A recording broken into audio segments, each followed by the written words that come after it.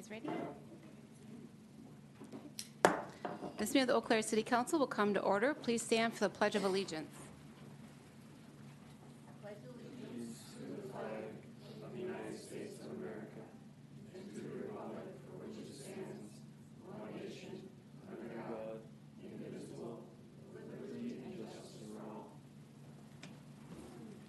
City Clerk, please call the roll. Councilmember Anderson. Here. Berge. Here. Brewster. Here. Felton. Here. Johnson. Here. Jones. Here. Imboga. Here. Miller. Here. Schoen. Here. Serrano. Here. Worthman. Thank you, and welcome everyone to the Monday, January 13th meeting of the Eau Claire City Council. It's nice to see a lot of people here. And also Happy New Year. I can still say that, I think, but the first 2 weeks of the year. So in case you all haven't been here to our meeting or it's been a while, I'll just go over how our Monday night meeting works. So staff will present on each item. We have 2 items before us tonight, a zoning item and then a grant. And then council can ask questions, and then we'll open up for public comment. If you are here to talk on either of these items, please sign up in the back, and I will go off of that list. Prioritize that list, and then I will open it up to council chambers. So you don't need to sign up, but it just helps kind of move the meeting efficiently. After that, we will open up to public comment period, and this is for residents to talk about issues for a citywide application, and that you have 3 minutes during the public comment period, 4 minutes for the agenda thing, so they're a little different. But there's additional guidelines around public comment that I'll go to talk over when we get to that part. But also, we also have a list in the back, so please sign up if you are here for a public comment. Again, just kind of helps know what order to go down, makes our meeting efficient. So, yeah. Okay, with that, we'll start the first item, which is a zoning, a public hearing on an ordinance to rezone property from C3P to R4 for a multifamily apartment development at 54 Old Town Hall Road. And we have Director White here. Good evening, Council President Berge and council members. This is going to be a very brief overview. There's been a little bit of a change since this was first public noticed. The rezoning request is for property that's adjacent to Old Town Hall Road and near the Cloverleaf, the 53 and I-94 interchange. The project is looking for a zoning change to accommodate some higher density multifamily housing. They're looking at taller units, 300 plus units, and the density requires the zoning change. They are requesting, and it was withdrawn from the Plan Commission meeting last month. There is a separate agreement that is still under negotiation that is moving forward, and that agreement has implications to their site plan and layout. So they are going to be requesting at tomorrow's legislative session that this be postponed to one of the sessions in February, so they have time to work out some additional details and a potential modification to the site plan. But again, the intent for this to move forward is going to be a strictly residential housing project, 300 plus units across 5 buildings laid into space along Town Hall Road. This is kind of the second phase, or what's adjacent to what Hoft is doing on their new headquarters on construction that's already undergoing right now. Be happy to answer any questions. Thank you. Any questions for Director White? Okay. I'm not seeing any, so thank you. Right, thank you. Okay. Is there anyone to speak on this item? I don't know if anyone could grab the sheet in the back. Thanks, Director White. Nope. Okay. All right, moving on to our next item. This is a grant, a public discussion. So public discussion on a resolution accepting and appropriating Edward Bryan Memorial Justice Assistance Grant, a formula program funds from the U.S. Department of Justice, Office of Justice Programs, and Bureau of Justice Assistance. And we have Kelly Thompson here. Hello. Hi, good evening. This discussion item is a grant awarded to the PD. The J grant is a grant you see every year usually.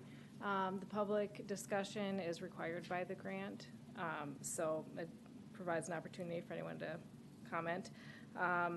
The funds are going to be used, they're shared with the Sheriff's Office. 75% goes to the PD. That's $9,482. The PD is purchasing a second speed trailer and replacement PBT devices. Speed trailer is needed because we get a lot of requests from neighborhoods or construction areas, and we only have one right now that we use, so it gets requested often. The sheriff's office is going to be buying a fingerprint scanner for the jail, and then there's no matching funds required by the grant. Is there any questions for? Okay, I'm not seeing any. Thank you. Was there anyone signed up for this? Ms. Directors? No. Okay. And then I forgot to. Anyone in the chambers like to speak on this? I forgot to ask about the previous one too. But y'all are welcome to speak on this item. No. Okay. All right. Well, that was quick. So now we'll move on to our public comment period. So I have a feeling people are here for that. Sure. Something's telling me. Yeah. Thank you. All right, so I will go off the list here. And then just before we get started on this, I'll just kind of go over the parameters for this time. So this is a time for those living or own a place of business in the city of Eau Claire to speak on citywide issues. You have 3 minutes to speak. You can only speak one time, and then there's timers up there. So when obviously green light means keep talking, yellow is please finish up, and red is please stop talking. And and I will ask you if sometimes people don't notice it, and I will respectfully ask you to finish up your remarks if you go past the red light.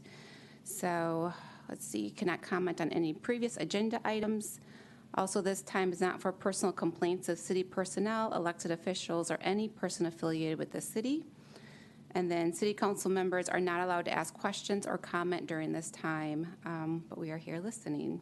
And then this time will last for 20 minutes. So, all right. With that, we have, so I'll start with these folks, and then I'll open up to council chambers. So first we have Kenzie.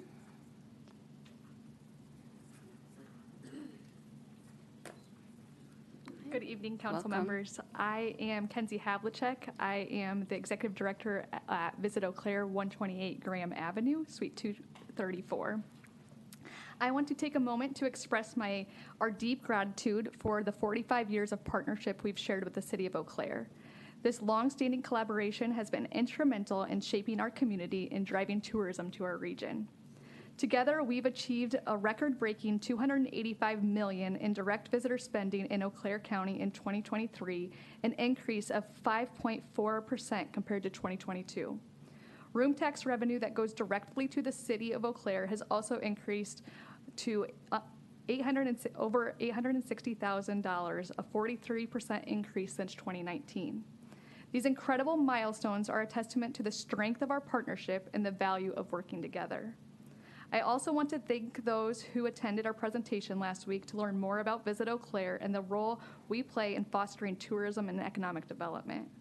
For those who couldn't make it, I'd be happy to connect with you to share more about our work, answer questions, or discuss ways that we can collaborate further. Please don't hesitate to reach out to me. In September, we received a request from the city for contract parity to ensure our efforts and resources are aligned in supporting the region's tourism attractions. Additionally, the city requested increased involvement from the Visit Eau Claire board in regularly monthly meetings with city staff. I want to assure you that we have taken those requests seriously. Since then, we've addressed the financial parity concerns and initiated board structure changes to ensure closer alignment with state law. Additionally, we've been meeting with city staff on a monthly basis, and these discussions have been productive in identifying opportunities to strengthen our collaboration. These changes are a key focus for us this year as we work toward preparing for our 2026 contract renewal. We are excited about the future and the potential to work even more closely with the city of Eau Claire to enhance our community, grow our tourism economy, and support the attractions that make this region so unique. Together, we are stronger and more successful, and I believe we can achieve greater things for Eau Claire in the years ahead. Thank you for your time and your ongoing partnership. Thanks, Kenzie. All right, Steve Bechtel.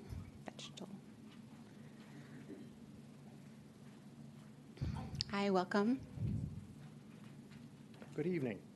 Tomorrow night, the Sustainability Advisory Committee, of which I am a member, is recommending a 2025 work plan, which we work diligently and conscientiously to construct. It addresses a wide variety of energy, emergency, and conservation issues. We hope that you will adopt it, as is. One of the work plan items is revising pet cat ordinance. That's because we have a free-roaming cat problem in the world, the U.S., Wisconsin, and here in Eau Claire. Imagine it as a pipeline with two ends.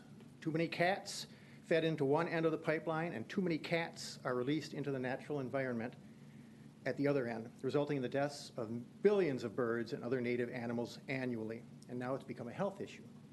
I don't know if you've heard recently, but the news is out that cats have been identified as carriers of bird flu, and that on January 6th, a week ago, the first U.S. reported human death due to bird flu was reported. What can Eau Claire do? It's estimated there are 27,000 free-roaming cats in Eau Claire County. As the human population is concentrated in the city of Eau Claire, most of the cats and incidents of releasing cats into the outdoors are also centered here. In 2025, we must reevaluate the city's role in enabling free-roaming cats and in decreasing the incidence of free-roaming cats, especially at the front end of that pipeline. The SAC, along with the Chippewa Valley Biodiversity Partnership, believe the following: that it should be illegal to own an unneutered or unspayed cat in Eau Claire, unless a resident has a paid permit to breed them. That it's far too easy to breed pet cats, far too easy to abandon them, and far too cheap to reclaim them when they are caught. That the license fee for unneutered, spayed pet cats is far too low. That the high household pet cat allowance of 4 pet cats is only sustainable if all pets are effectively licensed, neutered, and ear tagged. That since a cat can breed as early as 4 months of age, and since a cat and its litter can potentially produce more than 100 cats in a year, our law should require pet owners to license cats at 4 months of age, not 5. That funding for construction of a permanent shelter for unwanted, unsociable cats is sorely needed in our community, and that new funds dedicated to that objective should be targeted. Addressing bird fatalities due to free-roaming cats is a key component of our Bird City commitment and designation. We have thought long and hard about this issue and what we as a community can and ought to do about it. We beseech you to join us in a serious civic conversation about this critical environmental hazard. Thank you. Thank you. Okay, we have Chris.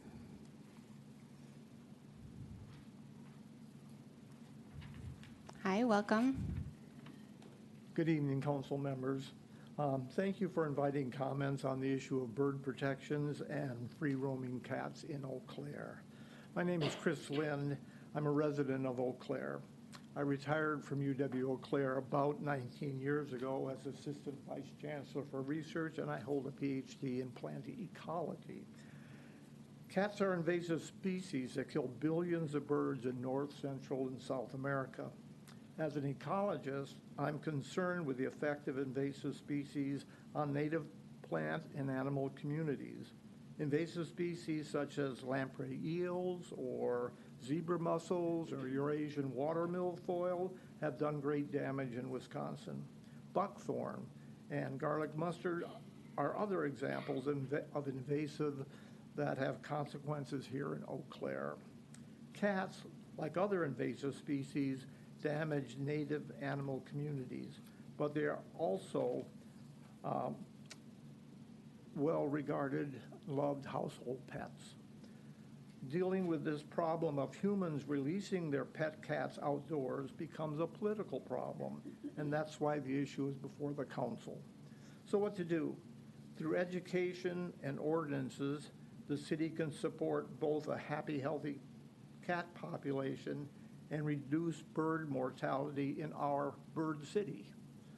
I urge you not to drop the issue because it is difficult, but to continue to seek solutions that both protect cats as indoor pets and allow native bird species to thrive. Thank you for your consideration. Thank you. Okay. We have Scott Rogers.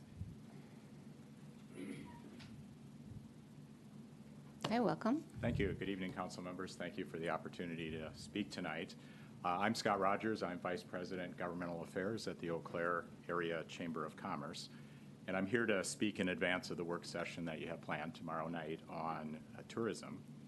You have received emails from me and from Dave Miner at the Chamber today, so I'm not going to read the entire email, but I want to summarize some of the important points about that. I do want to mention that the Chamber is deeply skeptical of the value of a discussion of a tourism commission and the idea of proposing any significant change in the way tourism promotion is managed and implemented in our community. We believe that our current destination marketing organization, Visit Eau Claire, is recognized as one of the most successful and effective entities of its kind in the state. It's leveraged its expertise to post a strong return on investment on its deployment of the portion of room tax revenues that are mandated by state law to be used for direct tourism promotion. Some of those numbers, the total economic impact in 2023 of $459 million and increasing by 43% since 2019.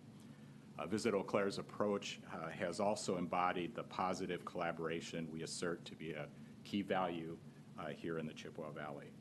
So for the City of Eau Claire to pursue a different avenue for local tourism promotion, we believe it would need to be shown that the current efforts are ineffective or deficient in some way. We believe Visit Eau Claire provides services that have been proven to be professional and collaborative with the growth numbers to prove it. So thanks for your consideration. Thank you. Dave?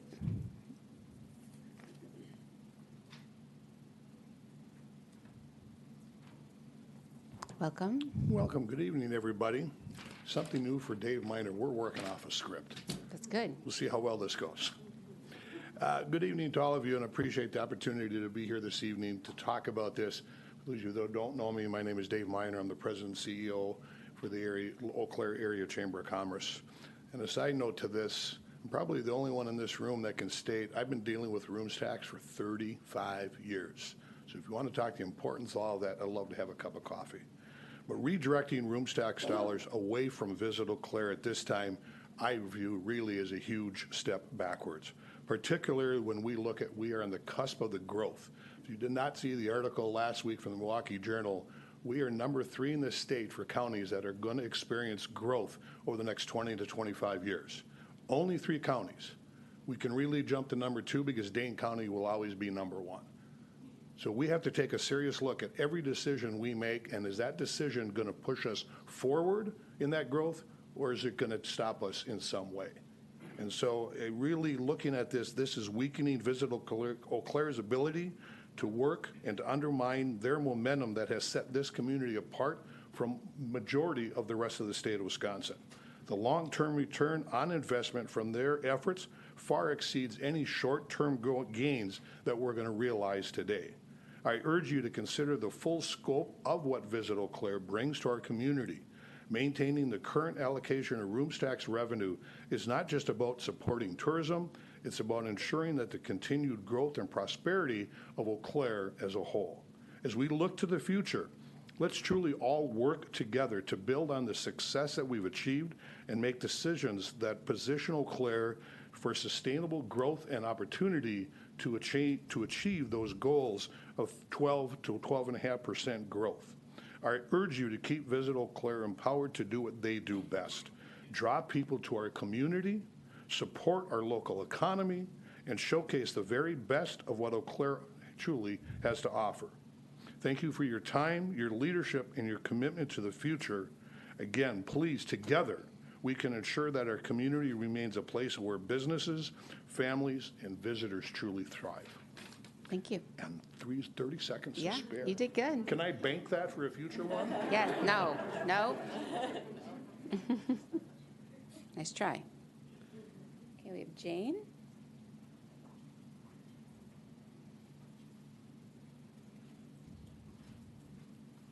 Hi, Hi. nice to see you all, and Happy New Year. Yes. And I want to thank you all for doing all the work that you do preserving biodiversity here in Eau Claire. So I'm representing the Chippewa Valley Biodiversity Partnership tonight, which has over 15 members and represents over 4,000 people in Eau Claire and outlying areas.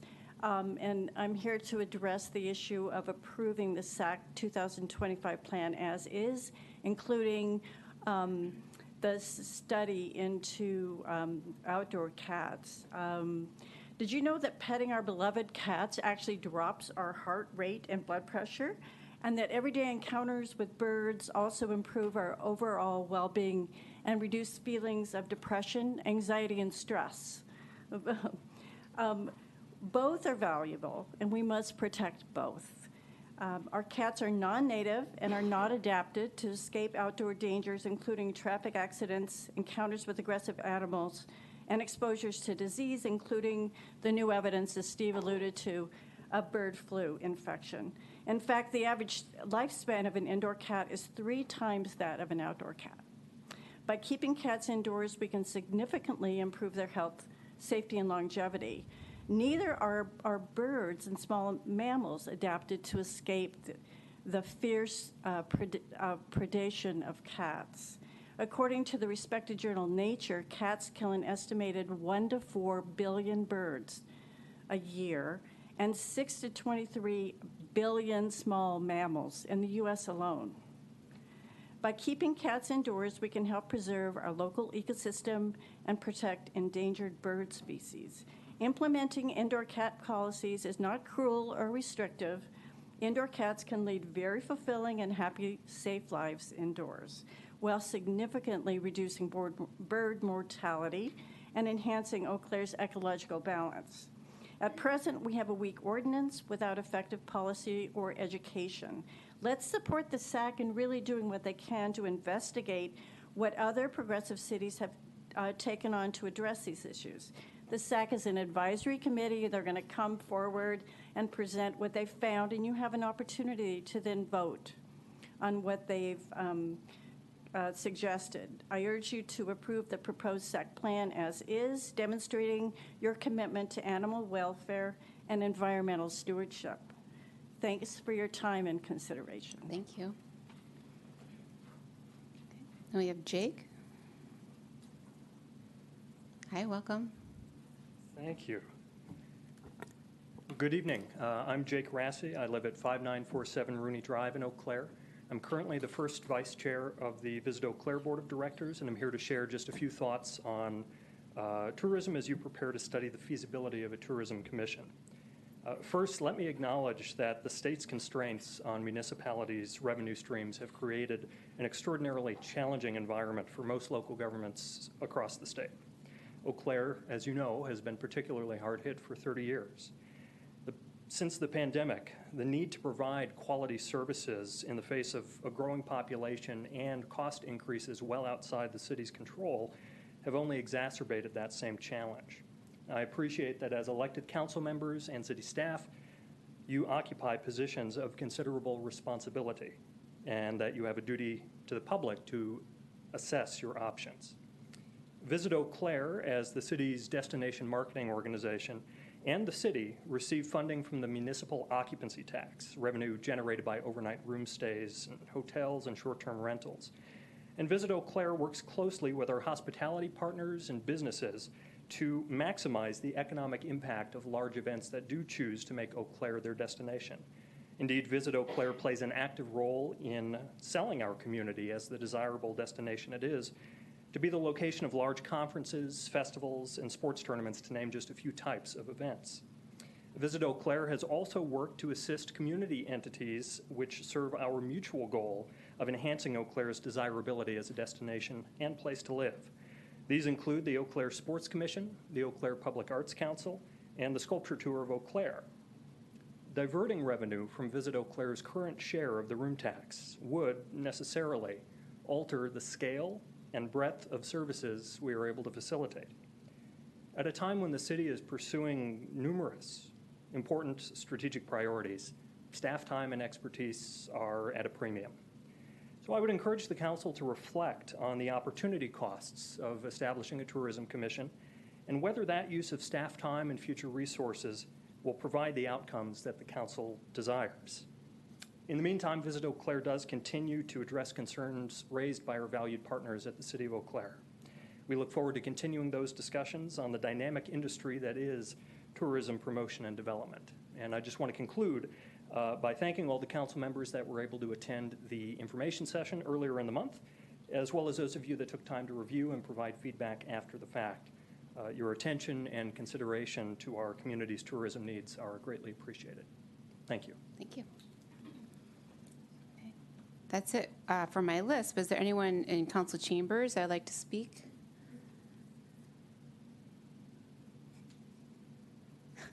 Anyone? I like to make sure that people, because when I move on, that's when people raise their hands. So I just want to make sure we're all okay. All right, then I'm gonna. Yeah. Okay.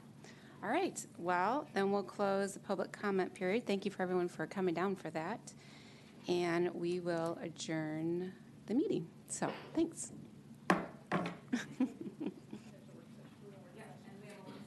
And yeah, we have a work session right after here. Sorry, I was on the other.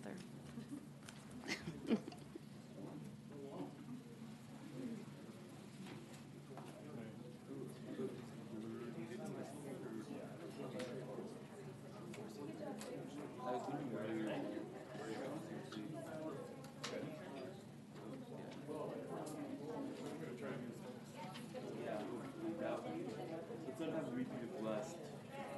Whatever that was.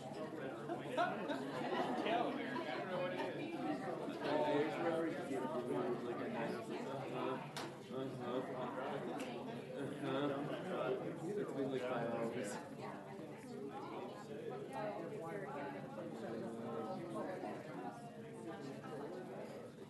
Oh, it's loading.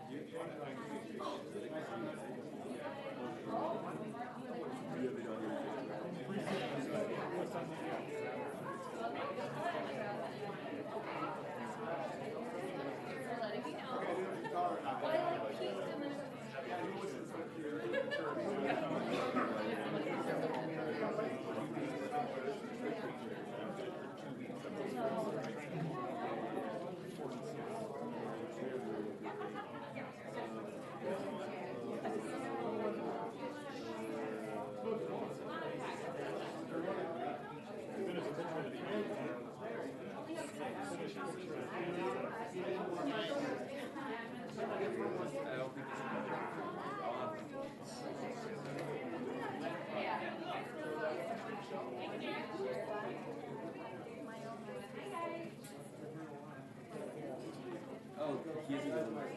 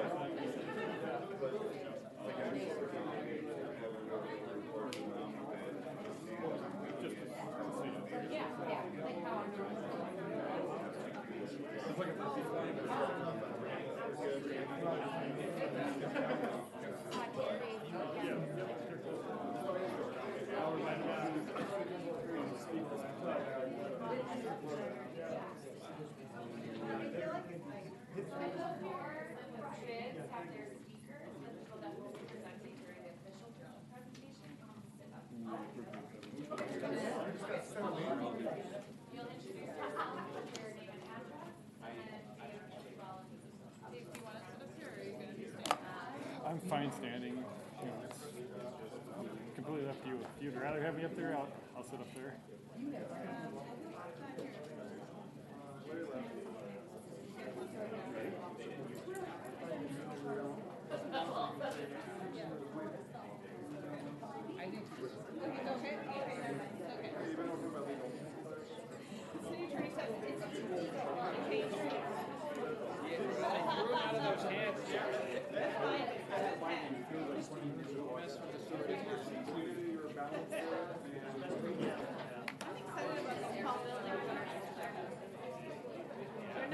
The tall one in the middle is the transit center. That's the transit center.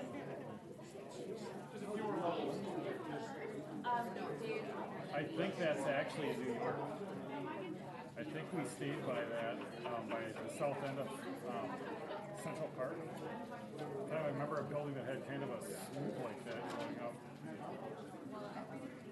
Are we ready?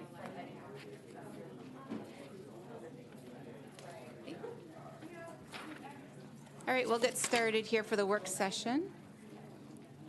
Everyone's here, right? Okay, so, and I'll just kick it off to you right away, Deputy City Manager Solberg. Dave is okay for the work session here.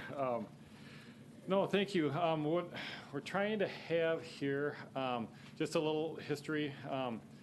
We had Councilmember Felton and Councilmember Brewster. We're looking at trying to have a more of a listening session to talk about the bids and learn more about bids.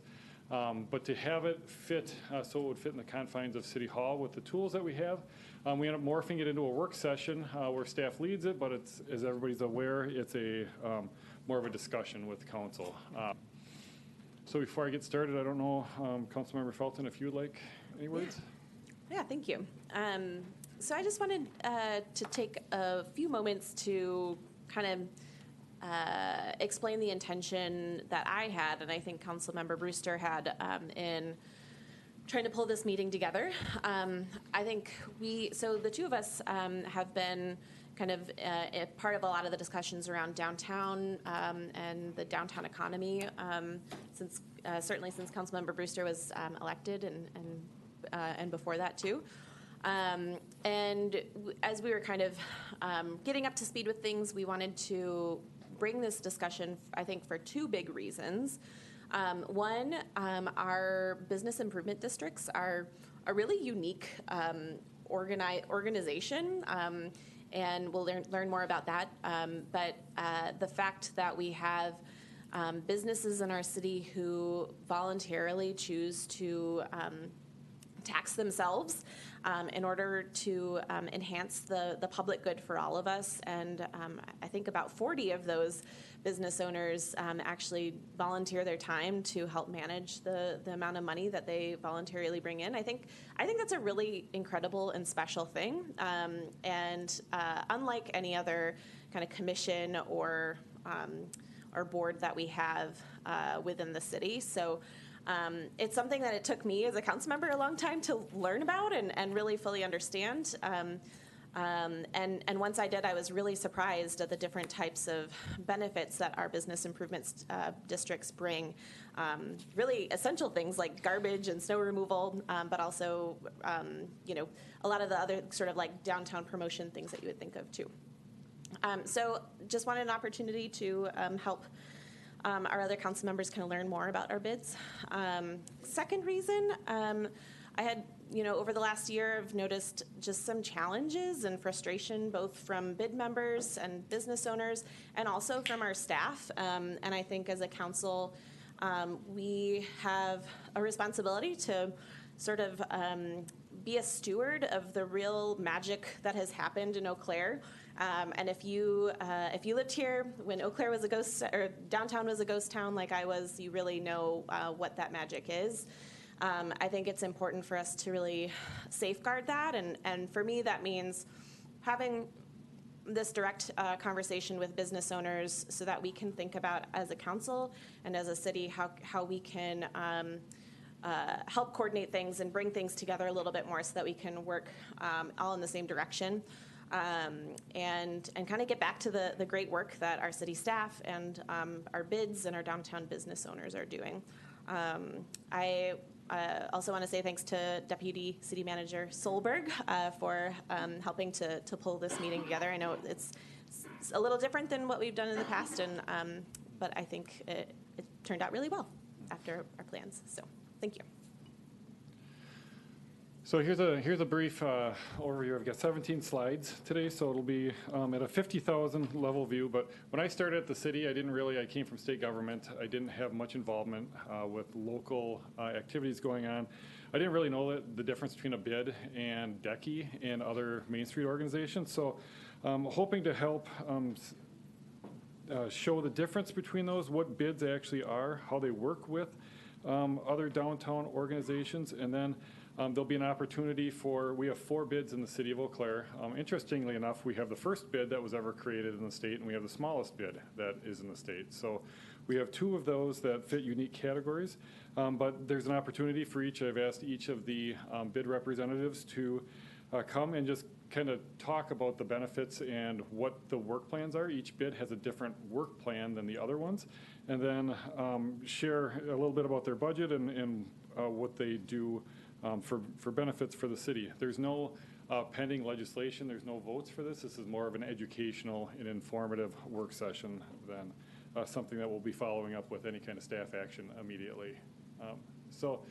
A bid overview, and this is a definition that I found. A business improvement district. It's a designated area within a municipality where property owners collectively fund improvement services initiatives to enhance the district's business environment. They're established under state law or state statutes, which allow municipalities to create them. There are a number of steps that have to occur for a bid to be created, and those are contained in the state statutes, and I didn't want to get into the specifics. But more or less, if there's a group of business owners that would like to form a bid, they petition, and then the city goes through some statutory steps to approve that. It's important that a bid is not a downtown business association. It's not DECI. DECI is separate from the bid, but they work together. It's not Main Street USA, and they're not Chamber of Commerce. It's interesting, as Councilmember Felton had said, when we do a street project, the city council special assesses property owners for a portion of that street work. The adjacent property owners pay for that work, and it goes into the street, and that becomes a city street in the end. Business owners do somewhat of the same for their business district, only they choose to special assess themselves instead of the city council special assessing. But then what they construct and what they build in the right of way and pay for, if it's a capital item, ends up becoming an asset for the city as well. So it's similar to how we have other assessments in the city. It's just that they're choosing on their own volition to initiate that versus the city doing it as part of our engineering and CIP programs. So there's 4 major components of bids. They're funding mechanisms. Again, the property owners within the district, they're assessed a special charge or a special assessment based on their property's assessed value or other method. One education thing that I got with this is that there isn't a statutory formula for that, so they determine how they would like to special assess themselves. But regardless, those funds are set aside. They're held in a separate segregated fund, and they're collected on property tax bills when they're sent out. So it's similar in a way to like the sewer fund, where those funds are segregated away, and they can't be used to plant trees in Carson Park unless the bid were to have that in their operating plan, which we'll go over. For governance, they are led by a board. They're appointed by the municipal governing body, which is the city, the assessment on appointment, the appointments committee, and they oversee the budget and implementation of activities. The board is required to, and typically includes property owners within that business improvement district. The purpose, bids aim to enhance the economic vitality and attractiveness through initiatives, streetscape improvements like we see in Eau Claire, marketing, security, maintenance, events, other programs that benefit the businesses, and the surrounding community as well. So what they do not only benefits in the case of West Grand, one of their projects that they'll talk about later is they donate for fireworks, and that not only benefits the district, but it also benefits the city as a whole. And then the creation process of the bid, again, is to establish a bid. Property owners submit a petition. An operating plan must be approved by the board, by the city council, and the plan commission. And that plan outlines goals, a budget, and their method of assessment. Pardon me. Any questions? Yeah. Actually, I just want to clarify on the governance part. You did mention that the advisory committee on appointments recommends, but actually the city council actually will be on our agenda tomorrow. We have a number of bid members to approve to the board. So the advisory committee nominates, but then the city council are actually the one that votes them in. Thank you. Yeah, thank you for clarifying. Yeah. Yep, the city council approves all of the city's boards, commissions, and committees appointments on there. So it's a brief overview of how they're funded, how they're led, their purposes, and the creation process. And then I mentioned operating plans. And a business improvement district operating plan is a formal document, and that outlines the goals, budget, and strategies for the bid's activities within a designated area. These plans aim to enhance the local business environment by funding improvements, again, such as streetscape, marketing, events, maintenance, and public safety. The operating plan defines how property owners within the bid will be assessed to fund these, ensuring equitable contribution based on property values or another agreed method. So these are really, it's intended, and if you read the state statutes, to be reviewed every year, but for a business improvement district, this would spell out we want to do planter beds, we want to have music playing, we want to sponsor sculpture tour, and the items that a bid would like to accomplish in that year, whether they're capital or they're operational, are detailed in the operating plans, and then that serves as the basis for establishing the budget that you will see in the budget document that will be presented with Finance Director Winters in the coming future. So the bid operating plans are approved by the City Council, and their budgets are approved by the City Council as well when they come through. So again, with budgeting, ideally the way it should work is we have the operating plans that spells out what they want to do, and then the bids work to assemble a budget of how to pay what they would like to do. And then that plan on how to pay for it, the budget, is then submitted with the budget documents for the City Council approval, along with like the engineering budget, all of the other budgets that come before you. The difference is the bid executive board really looks at establishing that budget, whereas in like utilities, they come up with city staff would come up with manholes and lift stations and stuff like that. So right now we're working with the bids for updating. Some of the operating plans haven't been updated since they were originally created back in the 80s and 90s. So we're trying to work with the bids and update those so it ends up being as we go forward, a tweak every year for that. Any questions so far? I do, actually. I thought I heard you say earlier that the operating plan, or the work plans, operating plans are supposed to be updated every year. That's what the state statutes recommend. Is there a reason that hasn't been done up until now? I think they've just kind of had less concern with having everything written down on the plans and more of an intent with the plans. The plans were less specific and more general, and so they operated in that more generalized framework.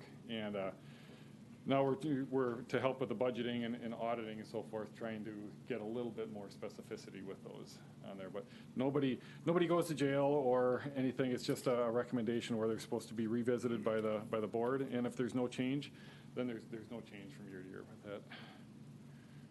And then both the operating plans and the budgets are approved or disapproved by the elected bodies, the City Council in this point. If they are disapproved, the bid board continues to work on the item, and then it will be presented again in the future. So if there's just something, and I can't think of an instance or circumstance, but if there's something, really objectionable in their work plan, if they want to plant buckthorn on Barstow Street or something, then that might be something that would get kicked back, and the bid board would work on it again, and then it would come back to council until it's approved. So again, bids are not part of a DECI or a Chamber of Commerce, Main Street Association. They're district of the city, and they're an organization also. But they do work with other organizations that helps create synergy and partnerships.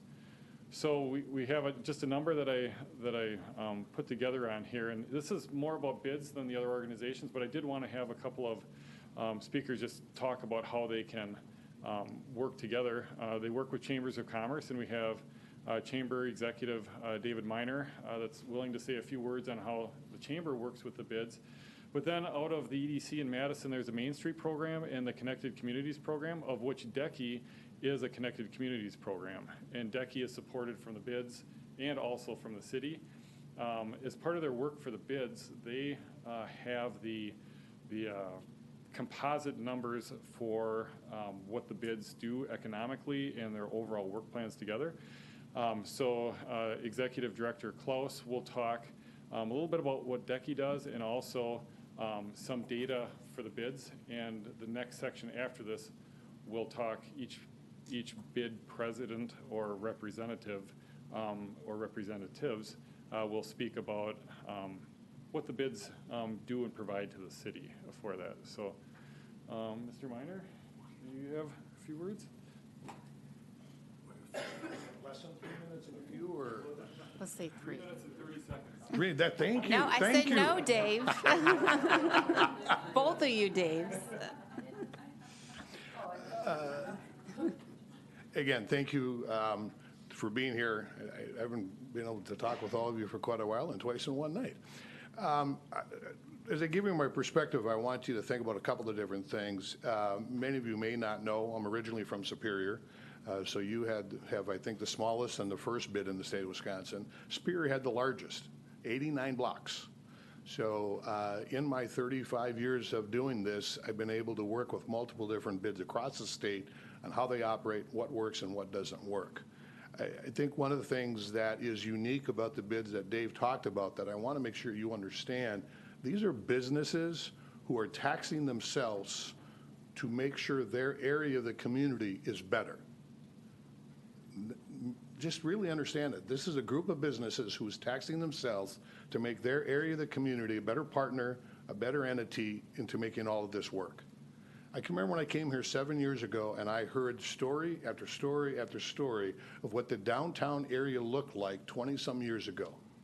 And as a group of businesses, city leaders, county individuals, all worked together to build a community that truly everybody wanted to live in. It wasn't about one or the other. A very wise politician once told me that when you got 2 to 3 different groups who want different things, but at the end of the day, you all give up something, and you all have done that, then you have the perfect plan. And so what's got the chamber a little concerned about all of the conversation that is going on is I'm hearing from bid members that they're asking themselves a question, why don't we just disband? The heck with all of this. Let's just give up and stop taxing ourselves if we're going to have a constant struggle. That concerns us. Because again, if we're one of 3 counties that is going to grow over the next 20 years, what is that going to do in that growth pattern? Is that going to hurt us? I don't see a positive outcome in that. So we have to figure out how we all sit down, talk about these situations that we have, whether it's the city, the county, other entities, and really find what is the best solution to make things work for everybody. And that doesn't mean everybody gets what they want out of this. It's about what's good for the community. I asked several councilors when I first came here, and former city manager Dale Peters, what was it after Uniroyal closed? What was it that drove everybody to want to build? And I kept hearing the same thing over and over. Let's build a community. Let's develop a community that we all want to live in, and then others will move here and want the same thing, and businesses will follow. And I'm concerned today a little bit that we're getting away from let's build that community together and we're starting to choose sides. We're starting to choose the wrong ways to do things. So I just really urge you to, how do we all sit down, talk about what needs to be done? Conversations I've had with President Berge, with Stephanie as well, I fully understand the situation the city is in against the state of Wisconsin. Let's sit down and talk about how do we help in that manner? How do we help take a look at what can be done in Madison that we can help be an advocate for? But here we are tonight talking about the relationship situation with two different entities in the city. Some of that really does concern us. My executive committee, my board right now is concerned about what is happening here. So I just would really urge you to take a look at what is happening, talk to these businesses, understand again, these are businesses taxing themselves to have their area become better and stronger. We would not be here today in the situation we are if we didn't have these bids 20-some years ago to help this redevelopment of our area. We would not have what we have. We would be one of those counties being projected to lose population over the next 20 years. I don't mean to keep saying it over and over, but you are going to hear me say this loud and clear starting in the next 2 to 3 weeks. We are poised to grow. We have to be very careful that as a city council, the county board, our school districts, all of those entities that have some form of tax authority, understand, are we looking at everything we do through a lens of growth and not are we going to harm ourselves in the meantime? So I'd be glad to answer any questions. Again, I think I'm getting old because I think I'm the only one in this room that can say for 35 years I've worked with bids across this state and have a variety of knowledge that sometimes maybe is a little scary to me. But I just think there's a good way we can find a resolution that this works for everybody. So thank you. I have a question. Sorry. Sorry, go back. I actually have I have two questions. Do you have any data or anything that you can speak to as far as the economic impact of our downtown and downtown districts? We are gathering that. A lot of that you can take from the impact that Visit Eau Claire creates from the state of Wisconsin is similar, but that's not done for the bids. So I have asked some favors of some individuals in Madison to help me understand what is the impact and what is that extrapolation. But I think just a simple one would be is if we didn't have 4 bids, we would not have the downtown we have right now. That's not a stretch. Okay, thank you. If you ever do get that information, Yes. if you could send it to us, that would be very interesting. My other question, just because it's something that's come up and because you're somebody who's worked with bids for a long time, I was wondering if you could just speak to your anecdotal experience around bid board makeup and kind of what that typically looks like. In the ones that I have worked with, both in Superior and several others, when I've gone in to do their strategic planning and everything, the bid board makeup I have always seen is at minimally 51% is from the business owners or the businesses inside those buildings within the district itself. Again, if you look at the original description concept of that, these are people who are taxing themselves. We need to give them the authority to how that money is going to get spent. So, because again, bids were created to help a specific area. There was cities like yourself at that time were trying to figure out how to pay for things. This was a tool for those specific areas. So the concept out of the people at that time was, let's give them the majority vote on how that money is spent. So every one of them I've worked with has had a majority of either the building owner or the tenant within inside that building. Yep. City Attorney Nick has a comment. And probably one of the reasons Dave's seen it that way is that's required by law. So 51%, the majority need to be business members. But the rest can be community members interested in economic redevelopment and advancement of the community at large. But a majority needs to be from business owners, tenants in that district.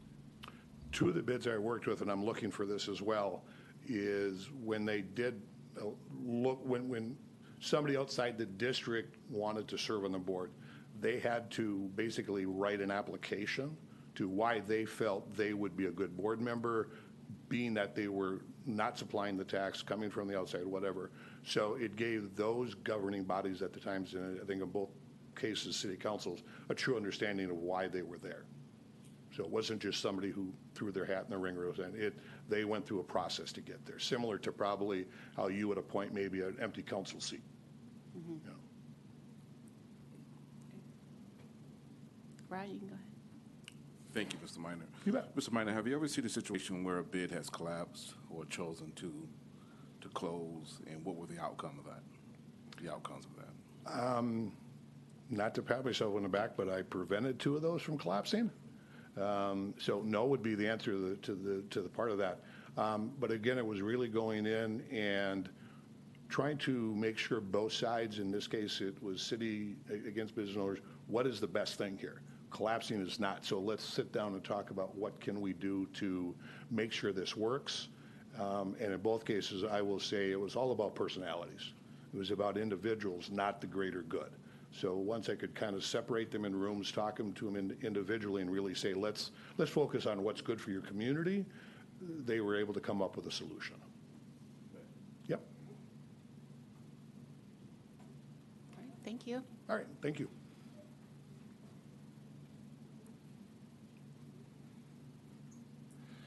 Next, we have Erin Klaus, and she'll talk a little bit about what DECI does, and then the data, and I believe she passed out some of the data that shows like the activities that the bids do and the numbers that they spend in each bid and holistically on there.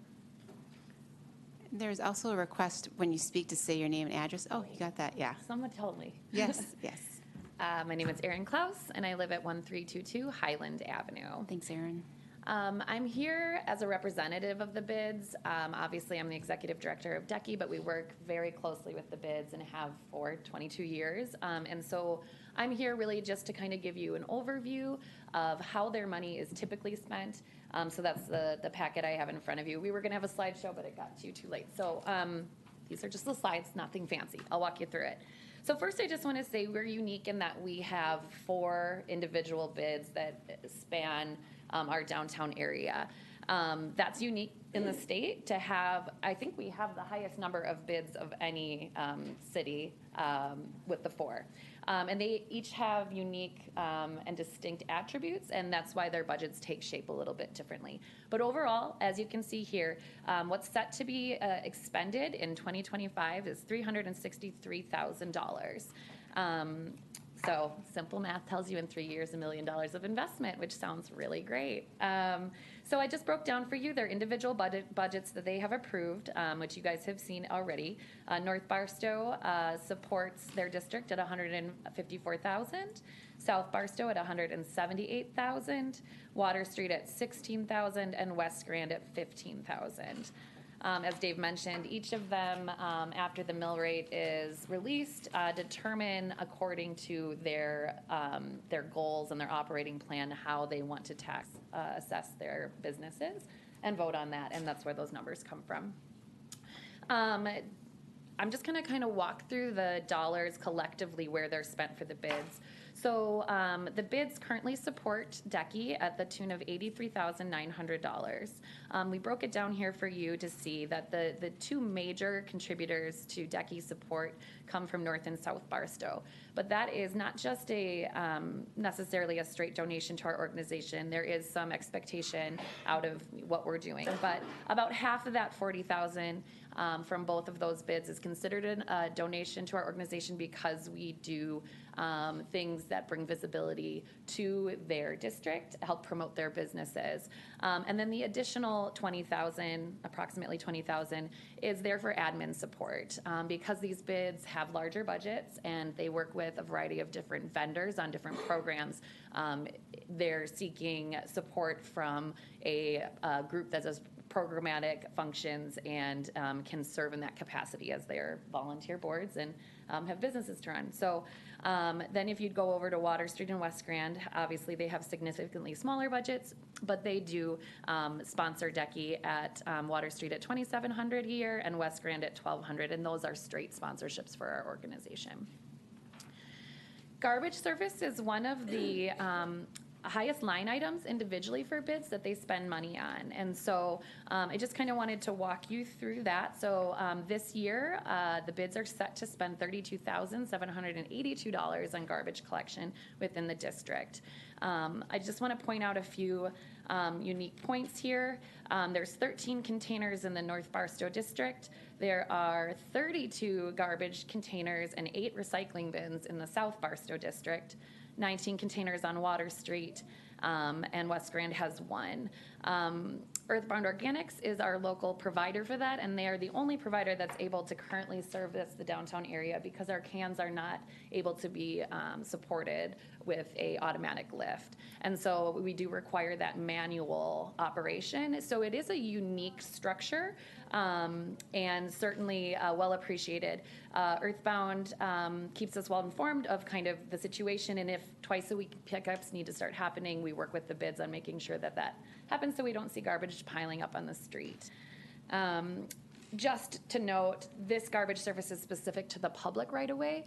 Each individual business within their bids do provide their own garbage service for their business. So this is public garbage. There. Another service that the bids, 2 bids currently support is snow removal. And this is in general plowing of the streets, as we know that the city streets team does a great job on their routes. This is more for when the snow and ice begin to pile up from the plows onto the boulevards, where people are trying to exit their vehicles to then engage in the downtown community. Many of our businesses, of course, shovel their sidewalks, so this isn't that type of service. It's really the snow that's impossible to remove with a shovel that they do. So this is a rough estimate. Both North and South Barstow set aside money for the potential of snow removal. It didn't happen last year. As many of you know, we didn't get much snow, but we did use it for the previous 2 years in South Barstow, and have that money there in case we need it. Next, activity promotions and grant sponsorships. The bids collectively put about $64,000, or intending on putting $64,000 into the community this year. North Barstow this year is looking at $33,000, and I'd like to, there's another slide that will go into more specifics, so I'll get there at the next page. South Barstow at $8,000, Water Street at $15,400. Just noting that $10,000 of that would be pulled from reserves because obviously their budget is only $16,000, and then West Grand at $6,470. So if we go to the next sheet, this is kind of where the intricacies come into play for the bids doing their different projects. North Barstow has a really amazing program called the Beautification Grant, and this is where they have $20,000 set aside for up to 2 awards of $10,000 that would go to a North Barstow business to improve the streetscape, the exterior of their building. Some of the projects that we've seen happen is the mural on Hyven Hollow. We have, I think Menominee Market was able to do some green space in front of their building. Barstow Street Auto got a paint job. And this year, Leona's will be receiving $10,000. Leona's is the former Kovitsa, $10,000 to upgrade their patio space and do a mural in that area. They also do $13,000 of other sponsorships, and that breaks down. You can kind of see below in 2024. Last year they only had $10,000 for their beautification grant, but the program is popular and it's something they find incredible value in, so they added the additional $10,000 this year. But last year, Leona's received the $10,000. Sculpture Tour received $10,000, Jazz Crawl $1,000, Eau Claire Marathon $1,000, Kids Artist Market at Phoenix Park $250, and Day of Yoga $250. And those opportunities are available to any events that would be located within their district. South Barstow. This year, things look a little different, so that's why I kind of split it into 2. They've budgeted for $8,000 with the intention of sponsoring the sculpture tour at $5,000, and then they have an outreach committee that works within the bid to welcome new businesses, do marketing and communications across their district. So that's about $3,000. Last year looked a little different. don't need to get into it now, but assessment values changed kind of late in the game for South Barstow, so they had to reduce their budget significantly this year. So the intent was to have a little bit more money, but last year they did support Sculpture Tour at $7,500, and previous to that, it's been a $10,000 sponsorship. $1,500 for business outreach. They did a $500 match for the Ducky Charity Dunk Tank, and they also pay for the Jazz Fest banners to be put up and then switched out for marathon banners as a kind of in-kind donation. That a dollar amount actually comes from their banner budget, but I did want to include it here as part of a sponsorship that they do for outside organizations that hosted events in their district. So Water Street has been working on some really great plans, hasn't spent a ton of money to date, but next year they are looking at some programs, new programs that I want to talk to you about. Boulevard Brick Dedication Program is something they're exploring, where alum or anyone could potentially buy a paver dedicated and then would be placed in the Water Street Boulevard. We're still working out details on that, but it's a plan that they've talked about pretty much all year. And then they're looking to bring 2 new street events to Water Street. The name is Rally in the Alley right now. It could change, but the idea is have a spring and a fall a street or parking lot event to kind of have a family-style barbecue, fun activities, and they want to position those around UWEC's parent weekends and graduation. And then they just were approached this last week about potentially becoming a Sculpture Tour sponsor. Although the bid hasn't directly sponsored Sculpture Tour, the bid did work collectively as an outreach team to get private donors for their district, and that's why you do see some of those sculptures down there. There will be a permanent one getting placed there this year. They do some personal advertising, and I just wanted to show you that. They did some Wisconsin Public Radio ads this year for their district. They also, I should mention, did have 2 events that just didn't cost any money because it was in-house, but they coordinated it themselves. Decky was just a support in getting the word out, and that was the Junk and Disorderly that coincides with kind of the thrift sale downtown, and then their holiday hustle, which was businesses doing self-promotion and kind of a shopping crawl down Water Street over the holidays. West Grand, they contribute $3,200 every year to Sculpture Tour, $500 to the Winter Parade fireworks, and $270 to the Patriot Flag program. They have approved $2,500 for a sculpture to be placed in the plaza. They're still working with the city on how best placed to secure the sculpture, but they do have a design and mock-up, and this amount is commissioned for that work. Let's move right on. So beautification is absolutely the biggest line item that we have, with the bid spending $131,266 on beautification efforts. I just wanted to kind of walk you through what those are. North Barstow spends about $30,000 on their planter program, planter and flower program, landscaping and weed maintenance, and their banner program. South Barstow, this is a pretty big line item, but there's some big heavy hitters here, so I just want to walk through that. $89,850. That is for their planter program, planter and flower program. They have 27 adopt-a-planters, 20 permanent planters on Graham Avenue, as well as 28 planting beds that they're responsible for. They also provide the weed maintenance and control. I don't know if many of you remember, but just 4 or 5 years ago on Graham Avenue, we had weeds growing as tall as the trees that were planted there. With the regular maintenance that's paid for by the bid, that's been eliminated, and we're doing a great job there. For their banners, they have at least 60 banners that are hung up. They have 2 seasonal turnouts on those banners. And then they also support, like I said, Jazz Fest and a marathon in that effort.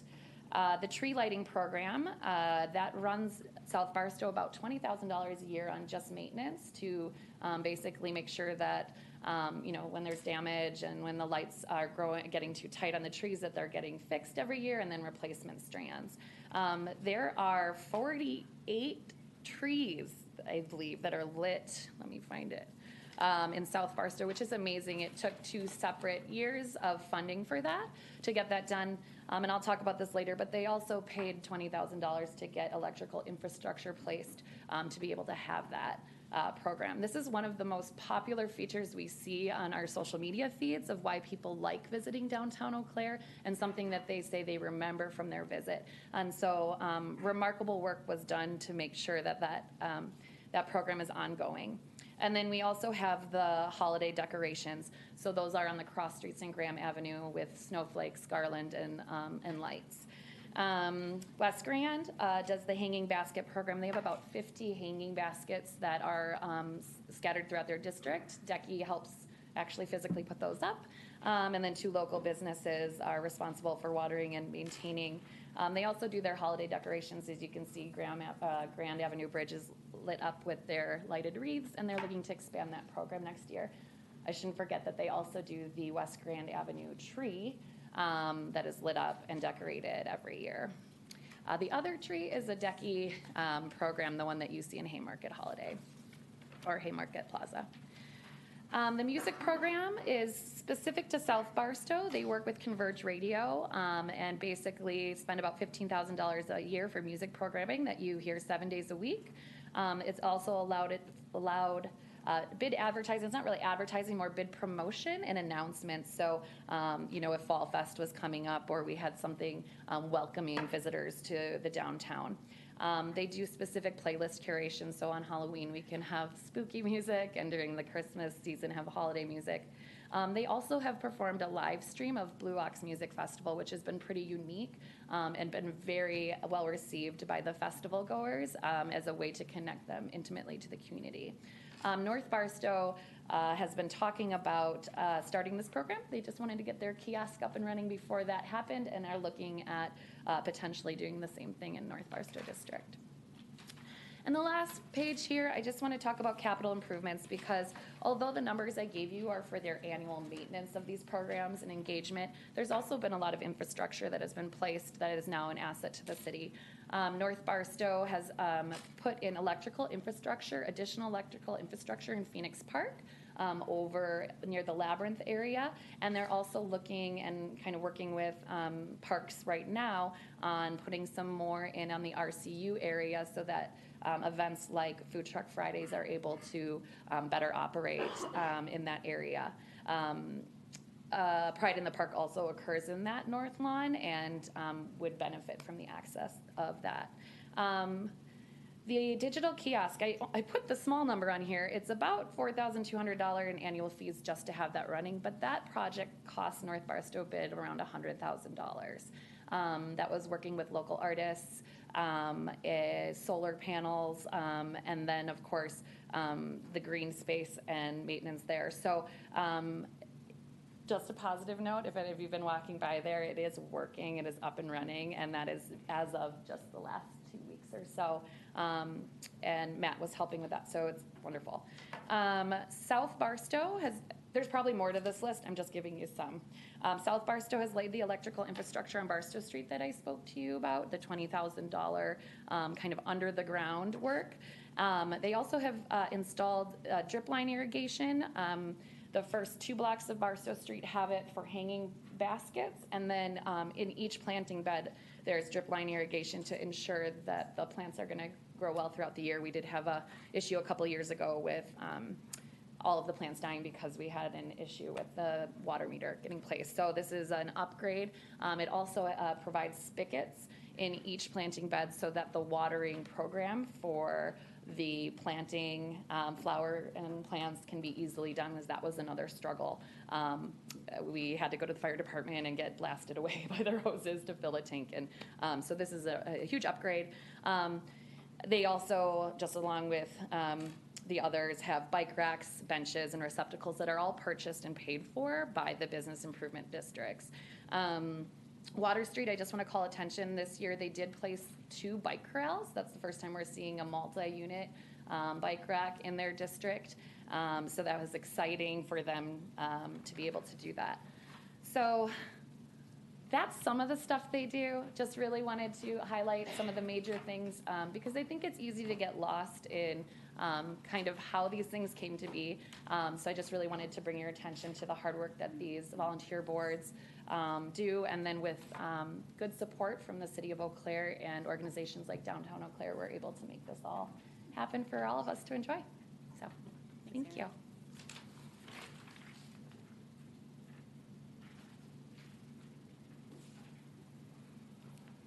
Well, there's a lot that the bids do.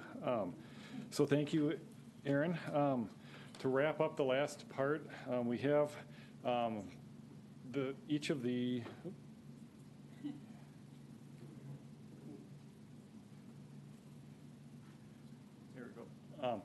each of the individual bids, and here's a map of the 4 bids with the North Barstow bid in the red on the top, South Barstow bid in the blue on the right. The little yellow one is the state's smallest bid, West Grand, and then green is on Water Street. And the representatives from those, Aaron did a very good job of showing what all of those as a collective go, but I wanted to have give each bid an opportunity to talk about their unique area with anything specific and give council members a chance to ask questions of them that are unique to each of the 4 districts. So the first is North Barstow medical bid, and Jason Munns is here and Julia Johnson, and they'll be happy to answer any questions and then also give a more specific presentation on their part of the bids. Good evening. I'm Julia Johnson with the Pablo Group, which is not the Pablo Center. It's a very common mistake or confusion. I also live in Eau Claire at 1902 Eagle Lane. And I'd like to thank Aaron for not only helping coordinate all of that activity, but presenting it to council because it is a lot and it's hard to keep track of, and also to city staff for also helping accomplish all the things that we've done in the past few years. I think you can agree it's all pretty awesome stuff. I bet you've never heard any complaints about the things that the bid chooses to spend their money on. I'm sure that most of your constituents don't even know what a bid is or what it is that we do. And I would not be surprised to learn that some of you learned, about bids just tonight, of the extent of what we're responsible for. But we all like pretty streets and fun events. I joined the North Barstow bid 11 years ago, and for the past 9 years, I've been the board chair for the North Barstow bid. The majority of that time I served without credit or complaint, happy to know that we helped fund that event or added flower pots this year, which just 8 of them on North Barstow, but I think they look great. About 4 years ago, I started to wonder what was not quite working right. And in the last year and a half, we've really struggled with conflicts over rights and process. You've probably heard from staff as well that things are adversarial and time-consuming. In the last year and a half, there has been intense disagreement over whether or not the bids can advocate, if bids will be charged for city staff time, who writes our agendas, and what the rules are, how bid board members are elected, and which purchasing process rules the bids are required to follow. None of these conflicts contribute to what the bids accomplish. It's not what you appreciate about the bids, and it's not what our mission is about. I have heard both sides, bid board members and city staff, reference disbanding the bids in the last year. One challenge we are facing right now is staffing. The bids used to work with city staff, not knowing or caring if the staff member was a board liaison or a DECI staff member in that moment. Now that the city and DECI have separated, the bids are redefining how we get work done. The bids need dedicated staff in order to implement all the wonderful things that we do and pay for, especially because we too abide by open meeting laws, which complicate getting things done. And I do not, on my own spend $150 for $1,000 at the direction of my board, because if I did, I will not just be a bid chair for 9 years. I will be irreplaceable, and I will, it's unmanageable. There's no way that we could operate without staff. And seeing that there are 4 bids, it would be ineffective for each of us to hire our own dedicated staff and be responsible for all the legalities of having an employee. And I think it's unique that Eau Claire has 4 small-ish, comparatively, bids. Thankfully, there are many examples throughout the state of Wisconsin for us to learn from. We have options. There are decisions to be made, and it is crucial that we know the difference between options and requirements, policy and law. Please affirm that you want the bids to exist, and when it comes time, support adding rights to our operating plan that will allow us to better focus on making downtown a valuable asset to the city of Eau Claire. I'm going to hand it over to my fellow board member, Jason Munns, to outline the operating plan changes that you want to support. And I also did print them off in case you're interested in a printed copy. Good evening, Council. My name is Jason Munns. I have at a business at 7 South Dewey Street, so I do not live in Eau Claire. Sorry. Not yet. There you go. I guess the biggest thing that I guess I wanted to portray today and that we wanted to get across is that, you know, we don't want to just come to anybody and come with issues. We don't want to come and sound like we're just whining about it. If we don't come to you with solutions and things that we want to see as outcomes and positive outcomes for everybody, for the community, for the bid, then that's not productive for any of us. And I guess today, what I would like to get across is we are all looking for what are the rules. We want to know exactly what our rules are, and we're not looking to do anything differently than we really ever have. We want to be able to operate. We want to be able to continue to do what we're doing. And there really are a couple main things that we would ask of you in considering when we submit an operating plan. And the first is within our operating plan, we want to be able to see the right to contract and to contract, but not just, but any contracted service providers not be subject to city purchasing policy. And that's not any different than when you hire a contractor to build a road. That contractor then finds somebody else to put the lines on the road. They're not necessarily subject to the same city policies. So we want to just confirm that. That's not anything that I think is being asked out of the ordinary of any other organization or any other city entity at this point. We want to be able to write our own operating plan, our own agendas, and take our own minutes, all within open meeting laws. So again, we're not asking for a whole lot there.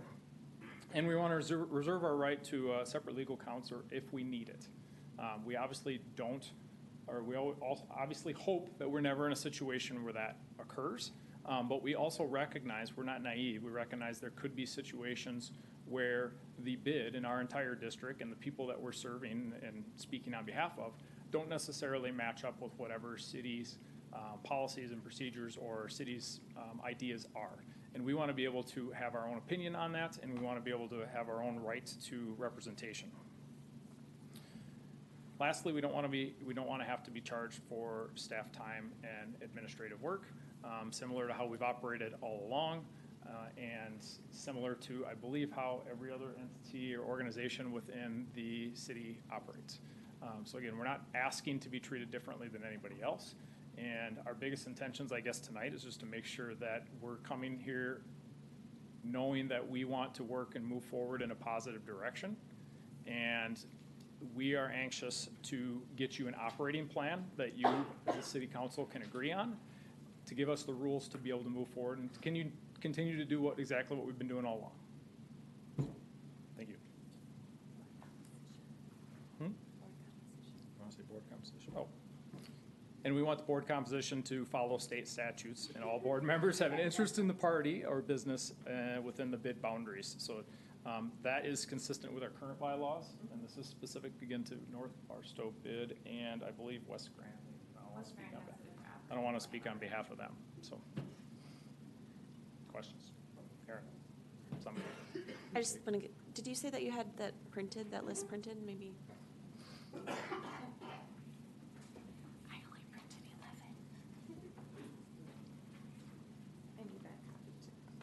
ahead. Yeah, so my question, there's been a lot of discussion about makeup of the bid boards.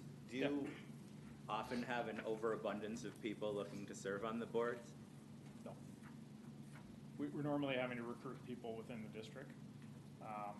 We have it open, but not generally, no.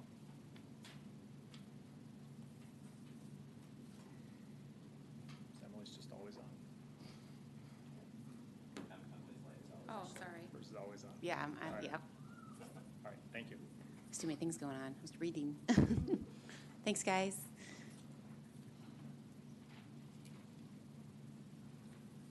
All right, the next bid is the South Barstow bid, and John Siebold is here.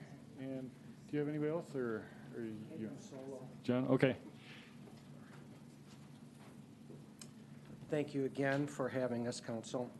My name's John Siebold. I own Hooligan Steak and Seafood Pub, and I also live on 1617 Emery Street, so I'm an Eau Claire person. I just don't want to be too repetitive. Lots of good information came your way before I got up here, so I might be kind of jockeying here a little bit with my notes. But I think one thing that we can all agree on is the bids have really brought a lot of great value to our downtown area. Our bid specifically, our last 3 budgets have totaled over $560,000, and that doesn't include any of the capital reserve funds that we've used. I think that's also, nobody's touched on that, but with our segregated money that we do assess ourselves, that's black and white what we're going to receive and what we're going to spend. So we make our budget exactly on those dollars. So we don't operate in the red. We operate in the black. I can't speak on others, but our bid also has a very nice reserve fund. So in case of emergencies, we don't have to go to the city and say, "Oh gosh, some lines in the irrigation system broke. Can you help us?" We've got somewhere between $70,000 and $80,000 sitting there in reserves to just for emergencies or any capital improvements we want to make. So I think that's important, just to give you even a little bit bigger picture on what we're doing here and how we're handling our finances. Some of the things that we've talked about putting together this information for you. Obviously, you've heard all the positives and assets that we've given to the city and the community. Some of the challenges have been pretty hard to work with this year. Remember, volunteers, that's what we all are, as volunteers. A little joke that I've been telling people, when I was recruited 5 years ago to be on the bid board, I was told we have about 4 meetings a year. I've had 3 meetings in the last 2 days, so we put a lot of time and effort into these projects because we care. I mean, our businesses are in this bid, so we care tremendously. But when we're trying to be volunteers and mid-year, we've had a lot of challenges because a lot of things have changed on the fly for us. One big thing was all of a sudden we've been told we have to do city policy on purchasing, and that kind of caught us all off guard because we've got our budget, we're spending our money, and then all of a sudden we've been told we got to go backwards, even on money we've already spent, and start getting bids.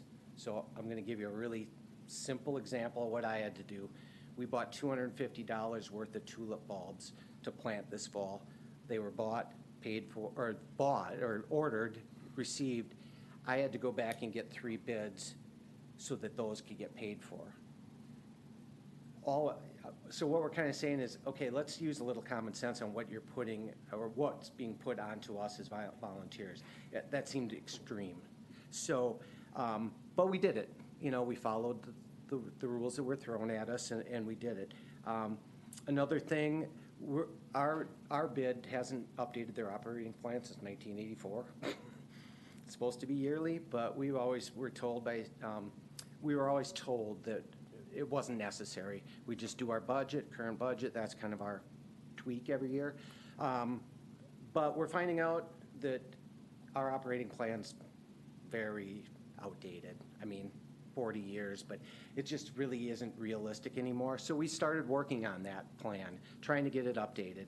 I'll admit, I was the person that kind of spearheaded that and just worked on my own no open meeting violations or anything. I just worked on my own to start gathering data and information and get a template and a rough draft. We wanted to come to our exec committee and just discuss the work that I had done to see if we need to start tweaking it, or could we send it to our board for more discussion. That wasn't allowed to be on an agenda, and we weren't told why, or what we needed to do to get it onto agenda. So, I mean, how are we supposed to do the simplest thing that we're required to do, is, update an operating plan when we're told we have to work in a public setting? We can't even have somebody start the process. And it's a lot of hours to do something like this. I spent many hours doing it. So those have been some of the difficulties that just a couple that we've experienced in the last month or two. And so I guess we've just got some requests also from the South Barstow bid that we would like to have the leeway, as long as we're working through state statutes and all legal avenues, to have the leeway to work with our finances. We just feel like we're held at such a high level, that right up there with city staff, but we're not city staff, we're volunteers. So if we have to do that, then we need some more resources to help with that. Allow us to work on our operating plan, just like North Barstow bid asked. We want the ability to contract also. Another thing is we need some more definition. We have bylaws also, and one of the things with the appointments committee that's kind of looking at, you guys having me a little more say in who's going to be on our board. Our bylaws do specifically say that we have a board of 15. 9 people need to be property owners, and then our bylaws say at least 9 people have to be property owners. The rest can be business owners. They don't have to own the property. And so that's what our bylaws say. So what power does that bylaw that we have created hold within the city? So that's a question we would like answered. We preferably would want to be able to just follow our bylaws. And then some talk of somehow having some semi-regular access to you guys, be it maybe once a year or twice a year, a listening session or work session like this. This is awesome that you guys are giving us this format to let people know. You guys are going to change, and so I think it would be beneficial to have that once in a while so we can update the new council people, plus tell you guys what we're doing this year, next year. So if we could have some kind of access to that, that would be awesome also. And then if anybody wants to attend our meetings, we have them published, and we would love to have anybody attend our board meetings and just hear on an ongoing basis what we're doing and get feedback from council and anybody. So I think that's all I have. Any questions? I'll be happy to answer. Thank you.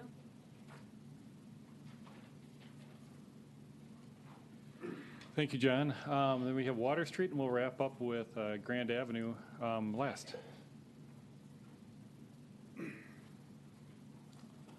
My name is Jeff Frawley. My address in Eau Claire is 438 Water Street. I also, unfortunately, don't live in Eau Claire, but have a business and property over here. So good evening, council members. To kind of start, the answer to what a bid provides a community is a vibrant downtown, and that being the heart and identity of our community. You're not going to get a community to grow if the downtown is a ghost town and it's empty. This downtown is what our community established its identity based off of.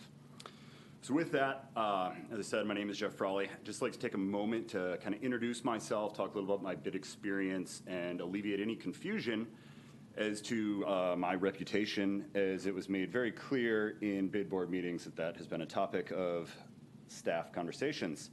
So I'm the vice chair of the Water Street Bid Board, the current Water Street representative on the DECI board, where I also serve on the governance committee. I'm a former board member of the Downtown Menominee Bid Board, where I spent 5 of the last 6 years serving on almost every capacity on the executive committee, including president in 2020. While recently terming off the Menominee Board, I continue to chair and fill a variety of committee roles for several community events and programs. I've also served on a committee for the WEDC reviewing bid organization applications for federal Main Street accreditation. All of that work I have done, as we've mentioned here in the past, as a volunteer. I've never been paid for any of that, nor would I ever expect to be. I do this because I want to. In addition to my role in business improvement districts, my wife and I own a Stilo salon here on Water Street in Eau Claire, as well as our second location on Main Street, Menominee, and I'm currently launching a new small business in Menominee. I also served in the Army for 8 years, making 2 combat deployments with the 82nd Airborne Division, where as an infantry squad leader attending village elder leaders, I and my lieutenant were the highest ranking representatives of the U.S. Army. Following that, I led a personal security detail for our brigade commander on 3 separate trips inside of Pakistan to coordinate between the 2 countries' border patrols.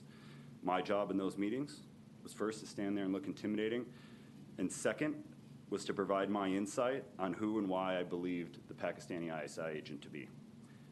It was a fun job, and I would accredit those 2 situations or experience as for my initial interest in local government and why I want to be involved. My military service instilled a set of core values that I continue to govern in my life to this day. Selfless service being the one that I feel best represents every single volunteer board member in this room tonight, and integrity being what we came seeking from you tonight. I want to thank you all for the opportunity to speak. As our local legislative body, you alone hold the authority and responsibility to serve our community's interests. Open dialogue between the council and bid boards is long overdue, and I appreciate that this conversation is finally happening. I'd also like to pose a question that I've publicly asked in several meetings, including 3 times in public meetings to City Legal. Why does the City of Eau Claire operate differently than every other municipality in the state? And is it the opinion of this council and city staff that every other bid and municipality in the state of Wisconsin is operating illegally based on the recommendations of the WEDC? I ask that question because there are templates for success. We are not asking to reinvent the wheel. We are asking to copy-paste from some other cities and tweak to meet our needs. One of the biggest surprises after joining the Eau Claire bid board system was discovering that annual presentations to City Council were not standard practice. This is very different from what you will find across the state, where most bid boards are mandated by their bylaws and operating agreements to regularly report to their municipalities. This fosters transparency, accountability, and collaboration. In Eau Claire, navigating the process to even engage with our elected officials has proven unnecessarily difficult, hindered by layers of bureaucracy and red tape, limiting access, and manipulating the flow of information. This lack of communication has contributed to a fractured system. The Eau Claire bids are operating under outdated and cumbersome policies that hinder progress. As you've heard the other bids mention, I believe the oldest operating agreement is 1982, and I've heard in several meetings from city staff referencing a 1982 operating agreement as why we can't accomplish something. For instance, I was told by City Legal and Finance in one of those meetings after posing a hypothetical that purchasing a case of water for volunteers at a cleanup event would require 3 verbal quotes, an explanation as to why I chose the one I did, followed by a board vote. Clearly an unrealistic expectation for an all-volunteer board. Yet on the flip side, per city staff, we can allocate 50% of our annual budget to a project like the sculpture tour with a simple board vote. These inconsistencies stifle progress and discourage participation. We have no way to navigate what we can do, when we can spend money, what we need to go out and get an RFP for, and what we don't. At last Thursday's big board meeting, we discussed what I would stand here and tell you about what our bid contributes to the community. Unfortunately, the general consensus is currently almost nothing, yet we have some amazing potential. What we do currently do is pay for the trash pickup. We put some holiday ads on the radio. We put the 2 bike racks in. We host an annual thrift sale. This is our second one. And last year we did a holiday hustle shopping event. And we've also hosted a few cleanup street days with board members and volunteers. There's actually a funny picture of John Mogensen and I that got sent to the police department when we were burning out the the tree grates to get rid of the weeds and the brush. People were concerned about that. But we do a lot of things, and we try. We're just kind of stuck. We have a great board of people who have a ton of passion for our district. Our board is made up of 11 people, comprising a very diverse representation of the Water Street bid. We have property owners, hair salon owners, retail store owners, a floral shop owner, restaurant owners, bar owners, real estate business owners, a UW Eau Claire rep, and we are constantly looking for new, qualified, passionate people who care and want to give back to our community. To be very clear, every single person that has ever attended a Water Street bid board and expressed interest in wanting to join the bid board, and they were qualified by our bylaws and state statutes, we have recommended to put them on the bid board. We are not trying to control who can and can't be on the bid board. Like John said, we have similar statements in our bylaws that require 50% to be property owners and the other 50% to be representatives of businesses within those properties. Personally, I would love to see a city council member on our bid board.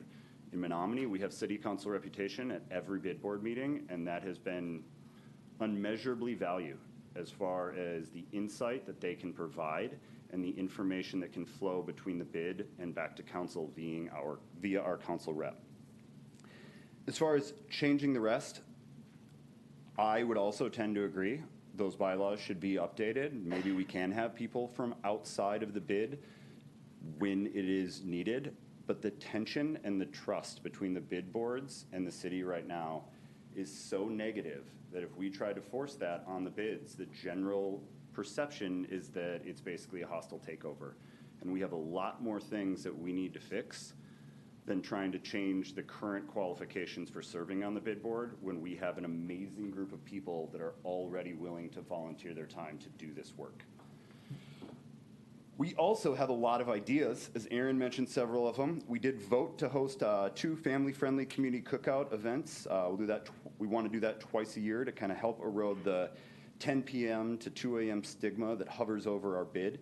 We want to highlight the diversity of the businesses in our bid and what we're comprised of. We have plans to work with the university to help protect our trees that keep getting knocked over. We want to develop a commemorative brick program for alumni of the university to hopefully bring people back to the Water Street years after graduation to show off their name etched in stone.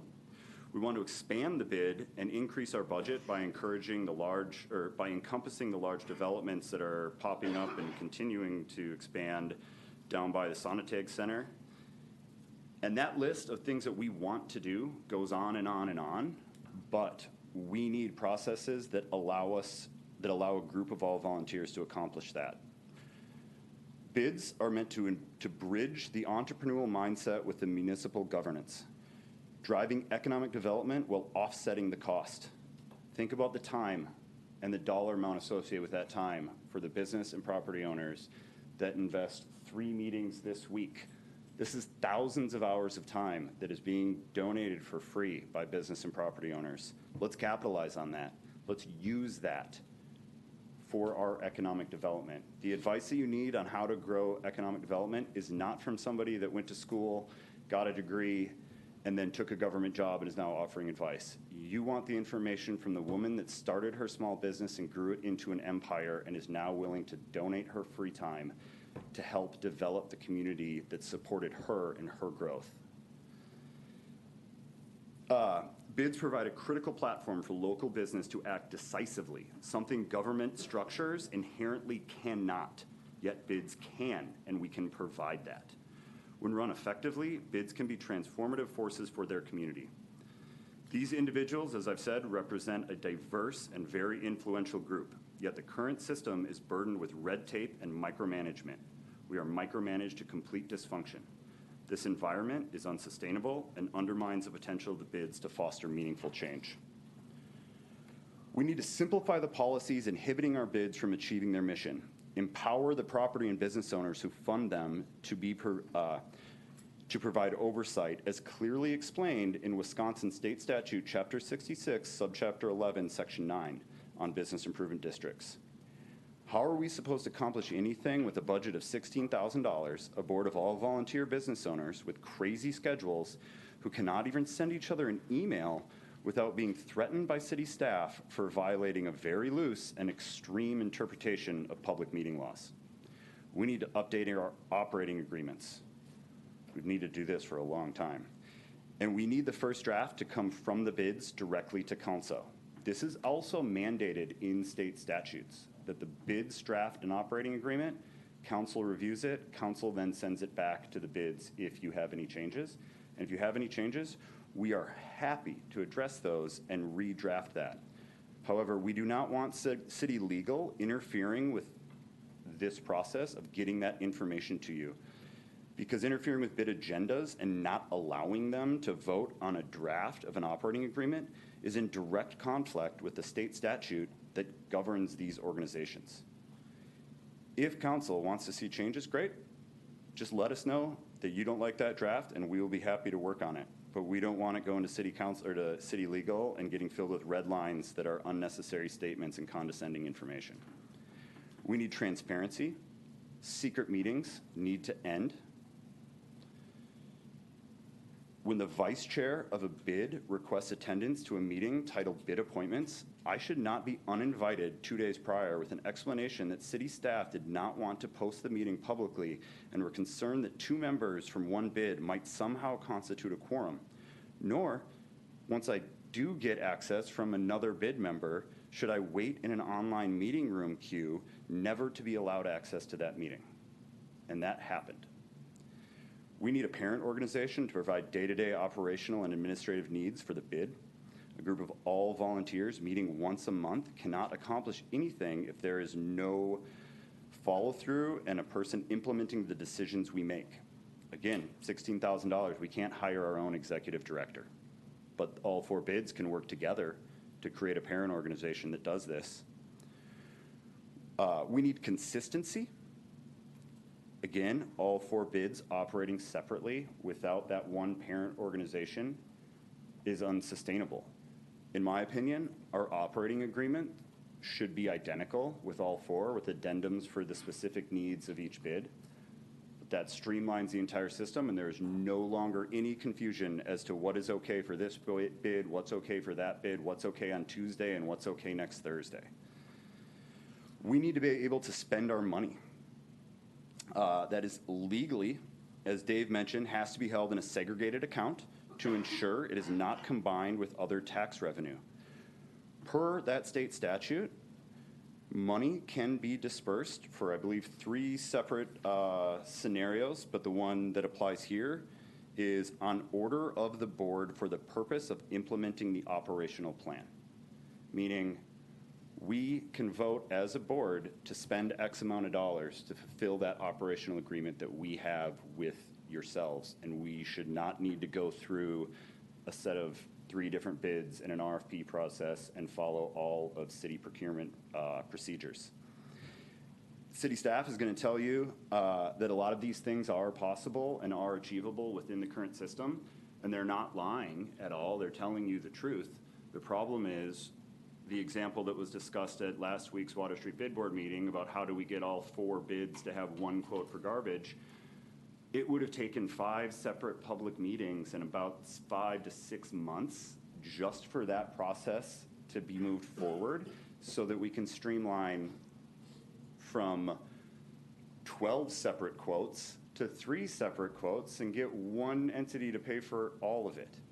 It would make it a lot simpler if we could do that without having to have 5 meetings and 1,000 hours of volunteer time just to figure out how to do it. I'll also say that I'm not here to rehash the past, but to advocate for a path forward. We need streamlined operations, updated operating agreements. We need a parent entity responsible for the day-to-day operations of the bid that is not bogged down by internal policies. And we need a commitment to regular communication between the city council and the bid boards. This includes an annual presentation to the council to ensure transparency and accountability. In short, what I'm asking for is that the city of Eau Claire operates their bids in the same way that every other municipality in the state does, and in the manner recommended by the WEDC. On Water Street, we have a dedicated board with passionate members. Despite our best efforts, we've been unable to achieve many of our goals due to systematic barriers. I firmly believe that addressing these structural issues, we can create a more effective and collaborative bid system that benefits our entire community. In closing, it is my interpretation that for the most part, and I wouldn't even say for the most part, I would say everyone in this room tonight wants the same thing. We all want the end goal. There is a lot of opinions and 30-year-old grudges and weird stuff as to how exactly to achieve that goal and what we need to do. We need to do something. We need to take a step forward and build on that. Whatever that is, I don't care. I'm just asking that we do something to move forward to help make these bids as effective as they can be. And ultimately, how the bids function will be determined by you as our local legislative body and our elected officials. And we look to you for your leadership and your guidance to help tell us what you want us to do. We will adhere to operate exactly as this council determines best fit for the entire community. So, thank you again for your time and for considering this critical issue. With your support and guidance, we can rebuild trust, foster collaboration, and unlock the full potential of our bids to serve the Eau Claire community.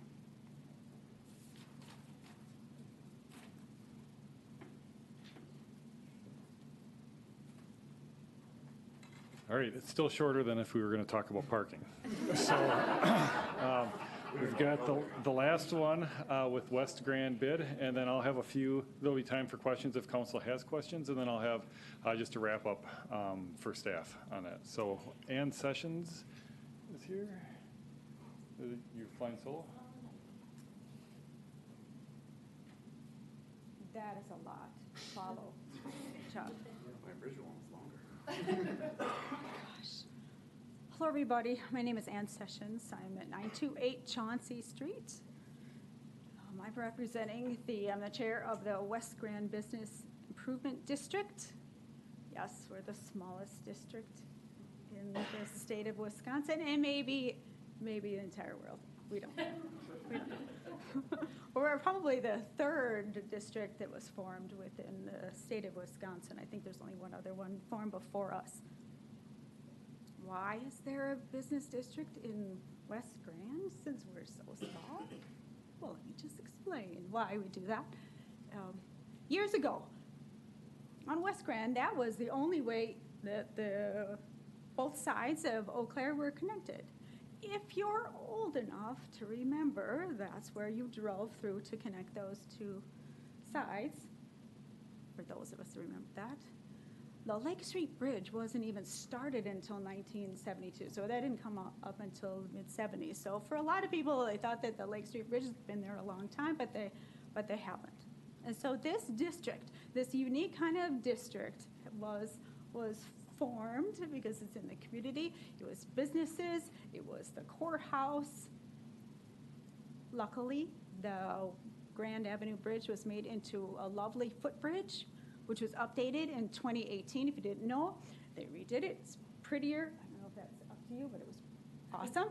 They widened that, and then they made a beautiful plaza on the west side, so in the West Grand Avenue district, right? Inside that is a memorial for Brian Amundson, who was a longtime engineer and former head of Public Works here, who died, unfortunately, young. So there's a memorial in that plaza itself.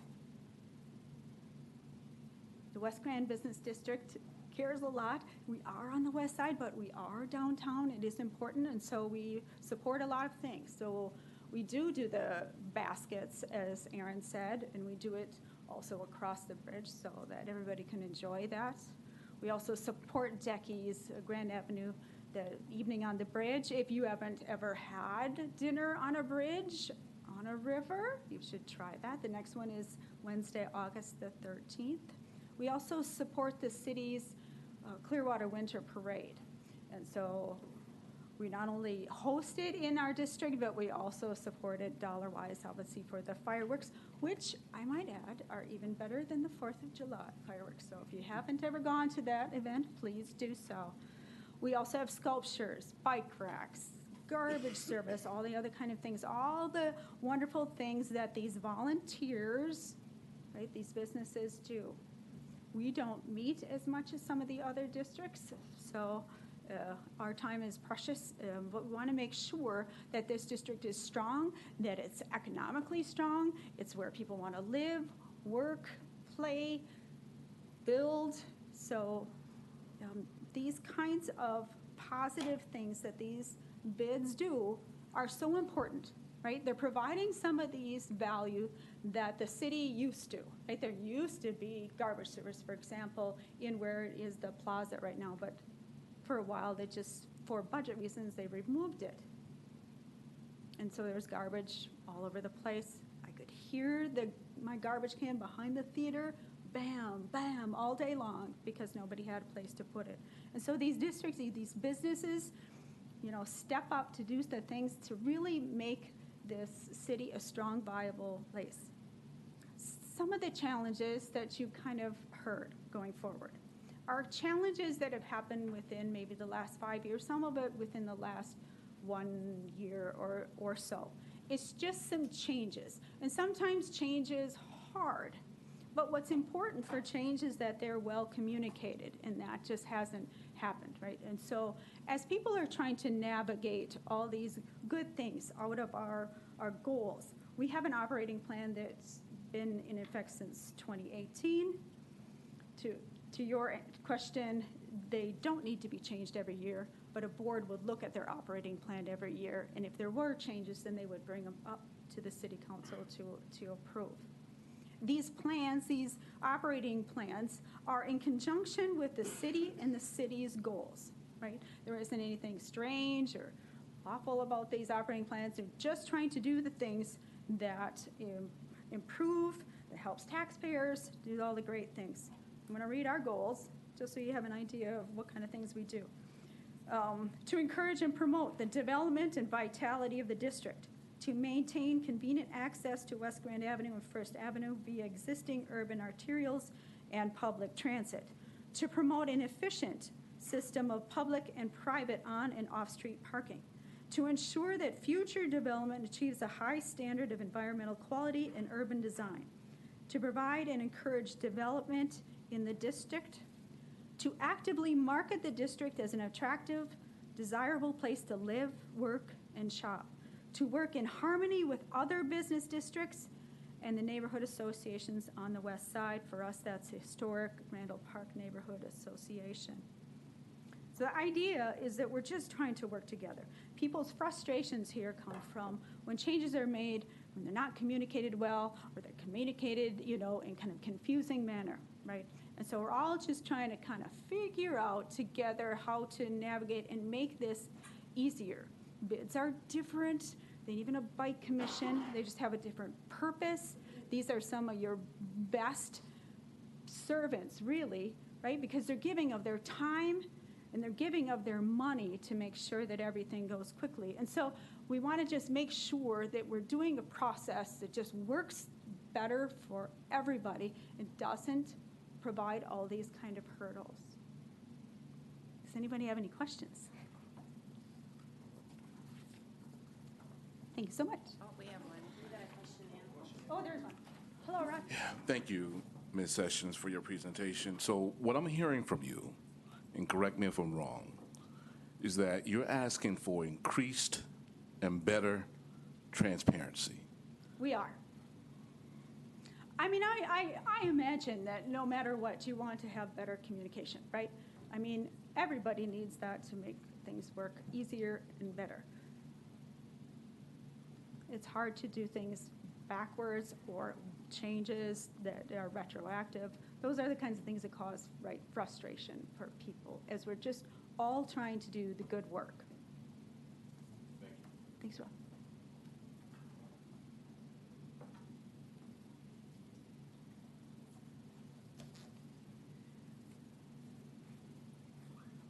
All right.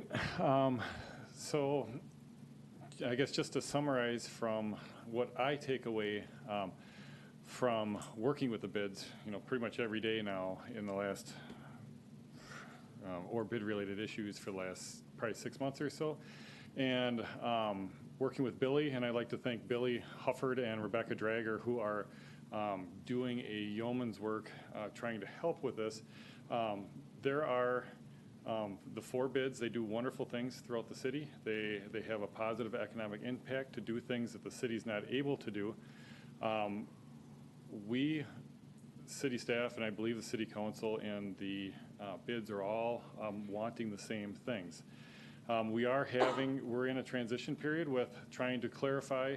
We had the benefit of a long-term economic development manager who was here from the original creation of a bid.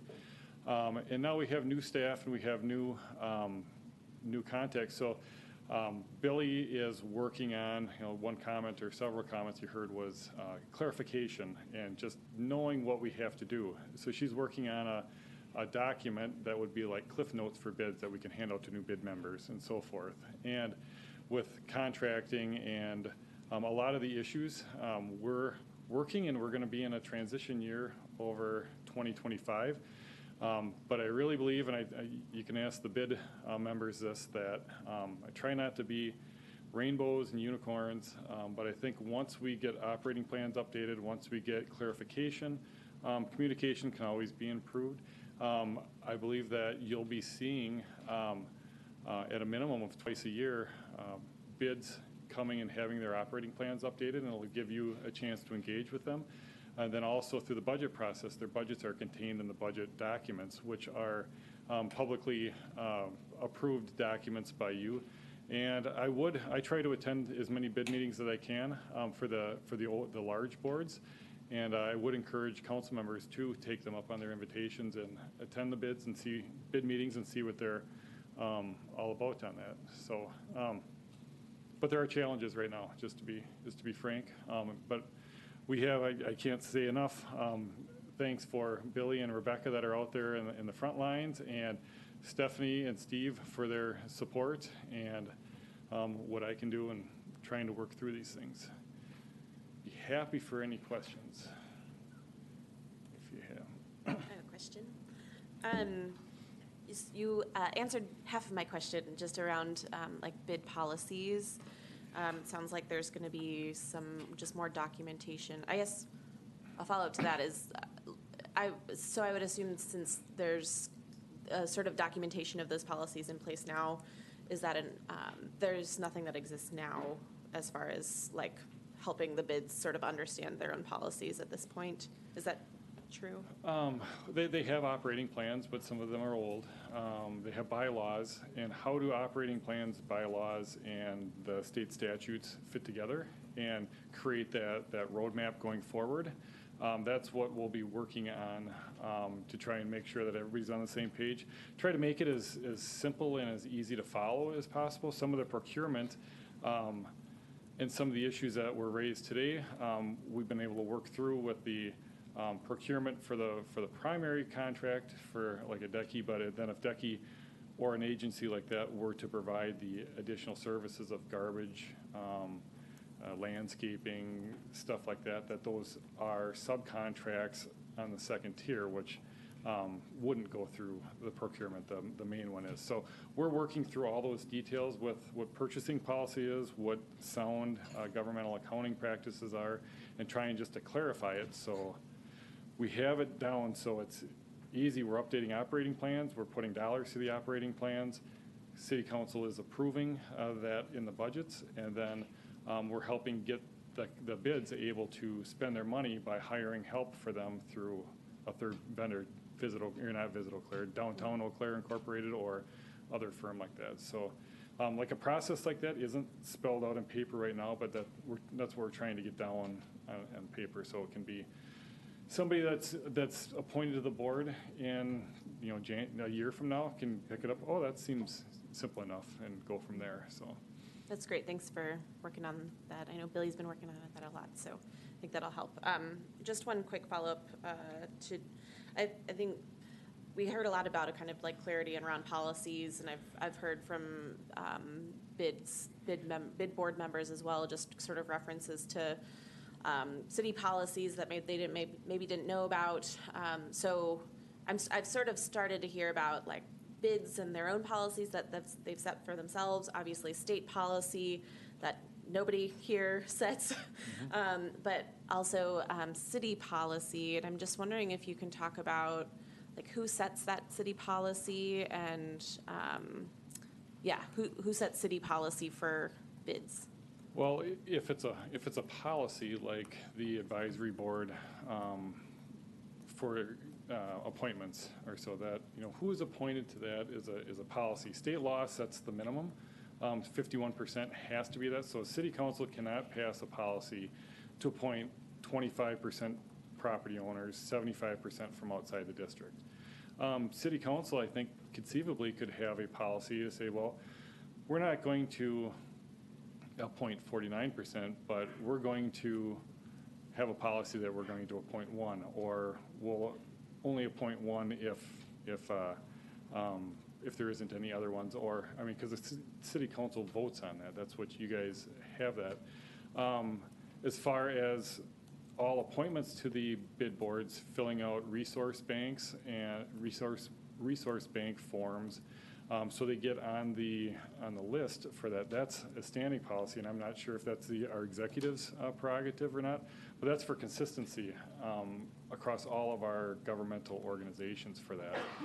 There are other things that it's a disagreement, just being frank, from business owners looking at it as a policy issue, and city staff and legal interpretation of the statutes looking at it as a legal issue. And so that's where a lot of the disagreements are, is it a policy or is it legal that we have to do to comply with state law? And the city as an organization, we have our corp council, our law represents the city, so we follow our legal representation that we have for that. And that, just frankly speaking, is well over half of of the conflict that we're having right now, policy versus law. Okay. Yeah, that makes sense. We wouldn't want to be breaking any laws, I guess I will say that I think just in the conversations that I've had with bid members, I've heard a lot of reference of like city policy, but in the 9 years that I've been on council, I don't remember a time that I've ever voted on a policy relating to bids, and so I guess I would just give that feedback as far as transparency in some of the resources that are being created for the bids, so that our community, not only our businesses, but our community kind of knows where these policies are coming from, and therefore, like if they have if it is a city policy, not necessarily a state policy, of course, but a city policy, if they have a strong opposition to it, they know how to engage in a democratic process to try to change it.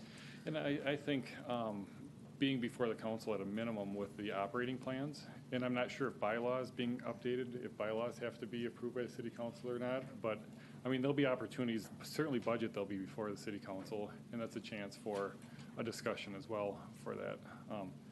As far as I can remember, in 12 years, I don't recall like bids attending any of the budget meetings, and the operating plans, I believe one of them were updated 5-6 years ago, but otherwise it's been a long time since, I think 1984 is the oldest one.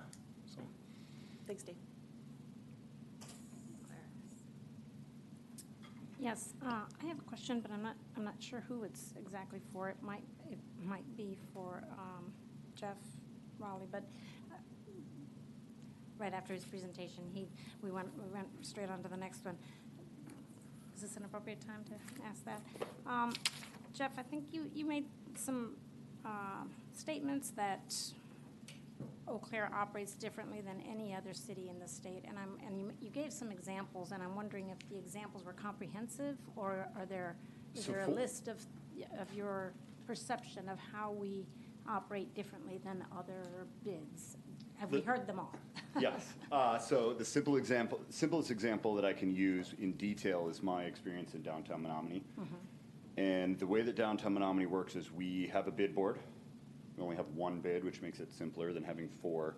But then the city of Menominee, and part of the operating plan between that bid is a contract via a separate 501c3 nonprofit to manage and facilitate that operating agreement. There are a plethora of other examples. It doesn't necessarily need to be a 501c3, it can be a 501c6, but it needs to be a nonprofit organization that is capable of facilitating that bid's mission and the day-to-day operations. So like in Menominee, well, yes, it's a bid board. We do assess a special assessment tax. We are then operated by Downtown Menominee, Inc., which is actually Main Street Menominee, but that is the nonprofit that then facilitates that. And then we have our own executive director that works for that nonprofit. We handle all the payroll internally ourselves. And then we report annually when we submit our budget and our operating plan to City Council to explain, here's all the stuff that we did last year, here's all the stuff that we plan to do next year. But then as far as how those funds are allocated, the special assessment funds, we also get a subsidy in Menominee. So we get our special assessment and our subsidy are then deposited directly into the account for that 501c3. So that way it provides some flexibility, I would almost say autonomy, for the bid to operate and to operate within that mindset of a business owner where when we think of something, we go out and execute it tomorrow. Obviously not something that a local government can do, nor should they do. But the bids legally do have that ability, and they do that by having what I've been referring to as a parent organization. And in my opinion, in the city of Eau Claire, was 4 separate bids. It only makes sense to have one parent organization and kind of try to streamline how these bids work with the city so that there's not 4 separate operating agreements. There can be an addendum that says, hey, Water Street needs this and South Barstow needs this, and they can be different. But the overall structure and whatever that organization is, whether it's DECI, which would clearly make sense since they're already well connected, but it doesn't need to be DECI. It can be any nonprofit organization that can then house that money and facilitate the day-to-day. And the main thing is, like everybody said, once we leave the meetings, there's follow-up action items that need to be done, and I can't commend Dave and Billy enough for their efforts on this, but it's still just unattainable unless we have that ability to actually function. And that is what the WEDC recommends for how to facilitate a bid, and that is, I'd be lying if I said 100%, because there may be some obscure ones out there, but that is how the vast majority of bids operate within their respective municipalities throughout the state. And unfortunately, Erin Welty from the WEDC is on vacation this week, so she wasn't able to come here tonight, but she's a wealth of information on this. And I would also suggest as council members, call your peers in other cities, call council members in Menominee, call council members in Chippewa, ask them what their bids provide and how that structure works. And I think you're gonna find out that they have really, really good relationships between the councils and the bid board and the city staff to actually get things done. Thank you. Does that answer? Yeah. So I went from Somebody wants- John once. yeah. So I was just going to play off of that if I could. You want to come up to the microphone? 'Cause there's- I just have another example. I did some research with the city of Appleton, Wisconsin, and they have right now an organization like DECI that's managing their bid. It's called ADI. It's Appleton Downtown, Inc. And a couple of the questions that I asked them, just trying to understand where we are versus maybe some similar type city. And a couple of things that we've been told is we are a city committee. And so I posed that question, does Appleton consider their bid a city committee? And her response to me was, we are considered a component unit of the city of Appleton, and she provided me this definition. And I take her for her word, but a component unit of the city is a legally separate organization for which the city is financially accountable. The city has the authority and responsibility to oversee financial operations of the component unit, even though it is a separate legal entity. So according to Appleton's city council or legal organization, they are actually a separate entity. And the reason I asked that question was because we were told we are a city committee, thus we have to follow purchasing procurement policies that the city had. So I asked that, do you have to follow city purchasing policies and procedures? They do not. So that's why I kind of led with those questions. Their bid does have the ability to contract, and so they contract this ADI to help, implement their operating plan. Another thing I asked is, do you have to put out requests for proposals to hire this ADI? And they have not had to do that. And they have a renewing service with this company, our nonprofit, and they've had that agreement since 2000. And it's just an automatic rotating, continuing contract with them unless something needs to be changed or tweaked. So I think when Jeff's saying we don't operate like other cities, that's another example of how a city might operate their bid. Thank you. Thank you very much.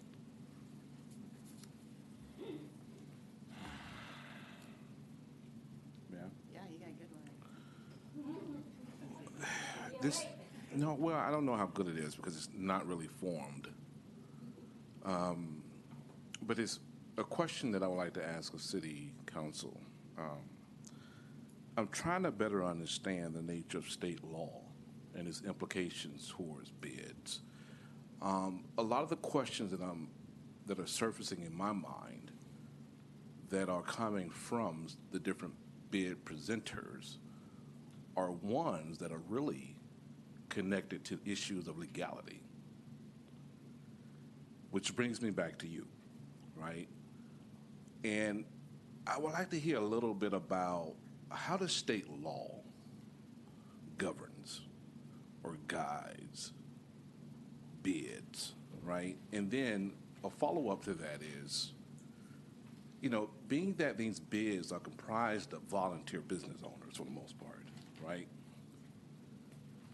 Would it be advisable to really speak to the nature of legalities around bids so that they better understand, their roles as volunteers within bids?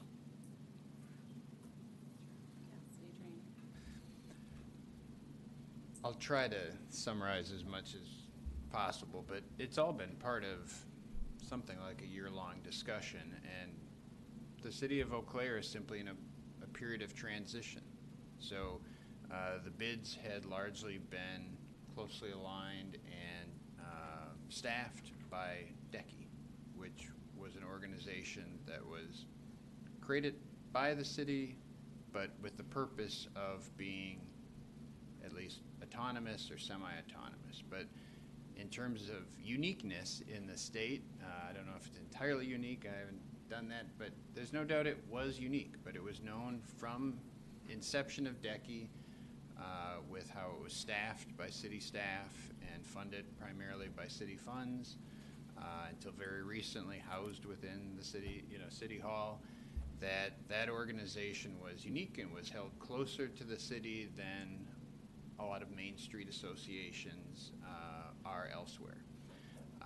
And so really a lot of this came up with what had always been known about DECI operating that way, that it was if not city, a public body and needed to follow open meetings and public records laws, which are all about transparency. They're really not, terribly difficult or onerous to follow, and they're just not negotiable.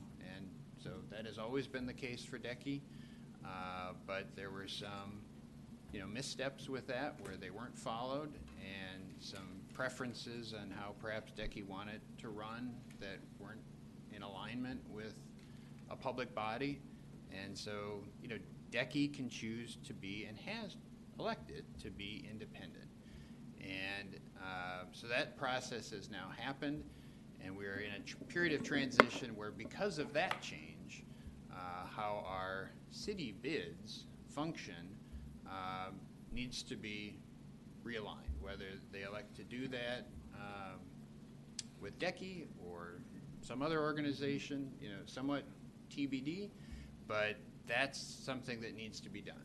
And clearly, with that change, their operating plans need to be updated. That needs to be a process. There's absolutely no doubt that it needs to be a public, open, transparent process. The bids are creations of the city, whether you want to term it a constituent part or a board or committee. I mean, they're not exactly any of those, but they are city creations, and they are clearly under the open meetings law, and they're using public funds, self-assessed public funds, but that's the status. And as we've had discussions with them on several occasions, either on individual bid level or in collective meetings, both with all the bids and DECI, there's no doubt that those sort of new arrangements can be established. They can and should update their operating plans.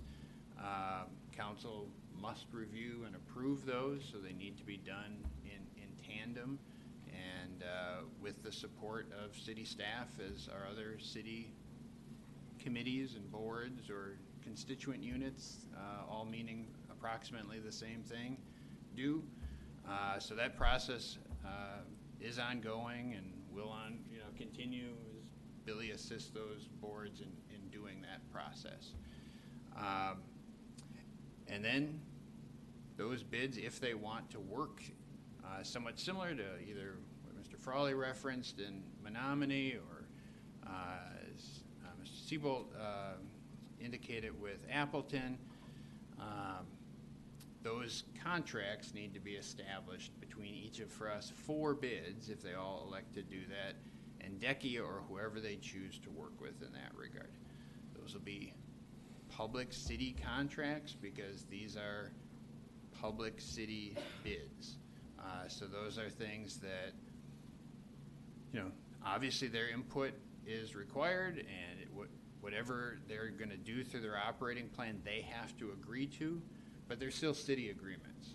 And so fundamentally, you all have to agree to them, and they'll proceed in the same way other city agreements do, which is definitely with the involvement of city staff, including city legal, for the drafting of those agreements. And then ultimately, they've got to approve them, as do you, as well, of course, as whoever you're contracting with, and if it's DECI, for them. And they have to meet what are fairly broad requirements, but are still requirements of both the bid law and also, core fundamental use of public funds, whether it's, again, open meetings, public record, or depending on the arrangement, the potential application of either state or city procurement laws. But again, as we've indicated well before this meeting, all those things are possible, but they need to be worked out. And that's the process of transition that we're in the midst of, largely because of decisions that were made to adjust away from the relationship that we've had for about 20 years.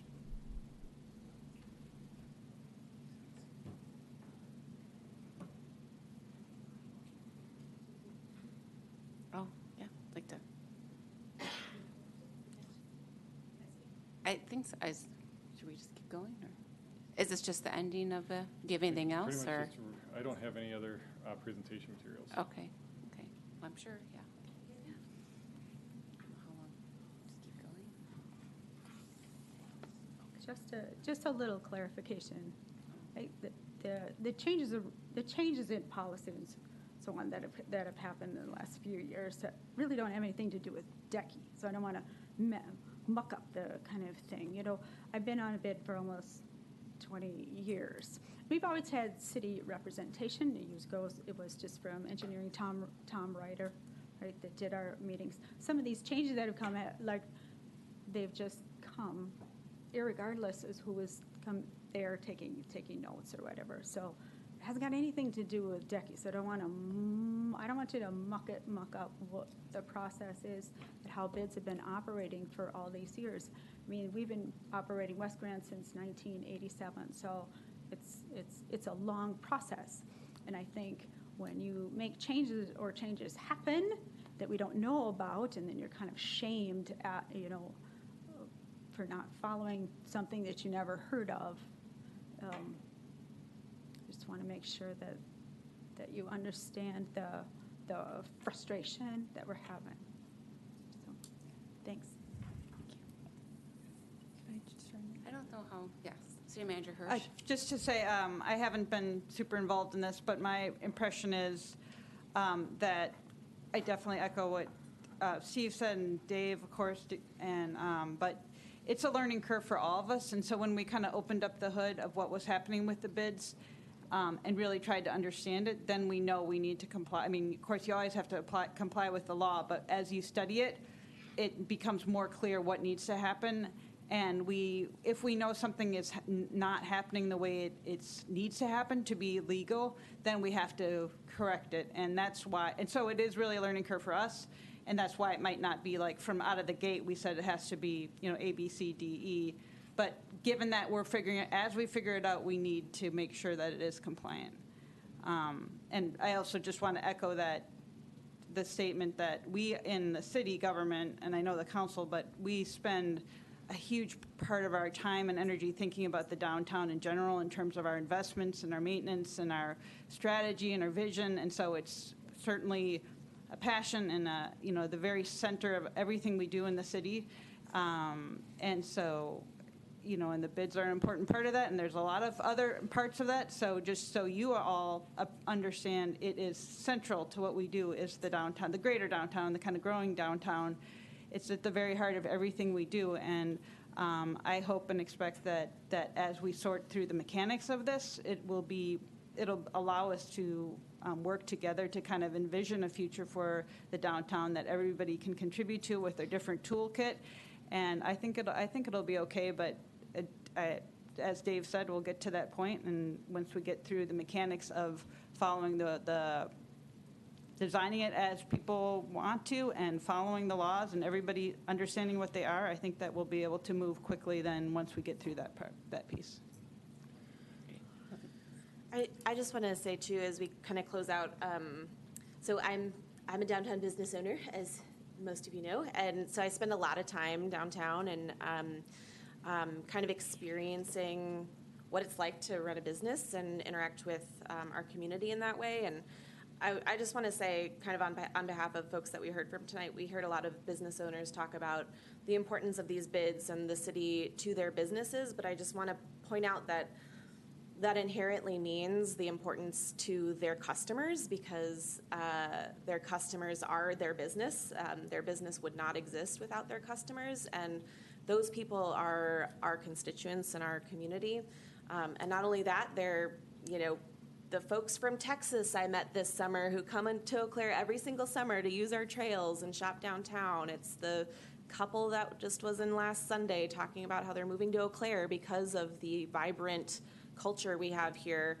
And so I really believe that, I think we get laser focused on the work that bids are doing for businesses and for business districts, but really, I don't want it to get lost that the work that they're doing is truly on behalf of our entire community. I also want to say that in the conversations I've had, we've talked a lot about like legalities and stuff, and I truly do not believe that anybody is asking to break any law. And I think what they're just desperate for is to understand what it is and be helped in following it in a compassionate way and in a spirit of partnership. And lastly, I think I'm hoping that moving forward we can just sort of adopt a can-do attitude and think about how to work within the law. And we can't always say yes to everything, but think about how we can say like, well, maybe we can't do that, but how about doing something like this over here, and really see our downtown businesses as a crucial partner in building our local economy. Councilmember Brewster. I just wanted to say thank you all for your time. I mean, it's been a bit of a slog tonight, and to add to your already massive volunteer commitment. And we hear you, and we see what you guys are doing, and thank you. Thank you. Councilmember Serrano. think there's somebody else. Jeff would like to maybe say one more thing. One more thing? I just have one quick suggestion for a first step on a path forward, just because the main thing that has been discussed and echoed over and over tonight is these operating agreements need to be updated.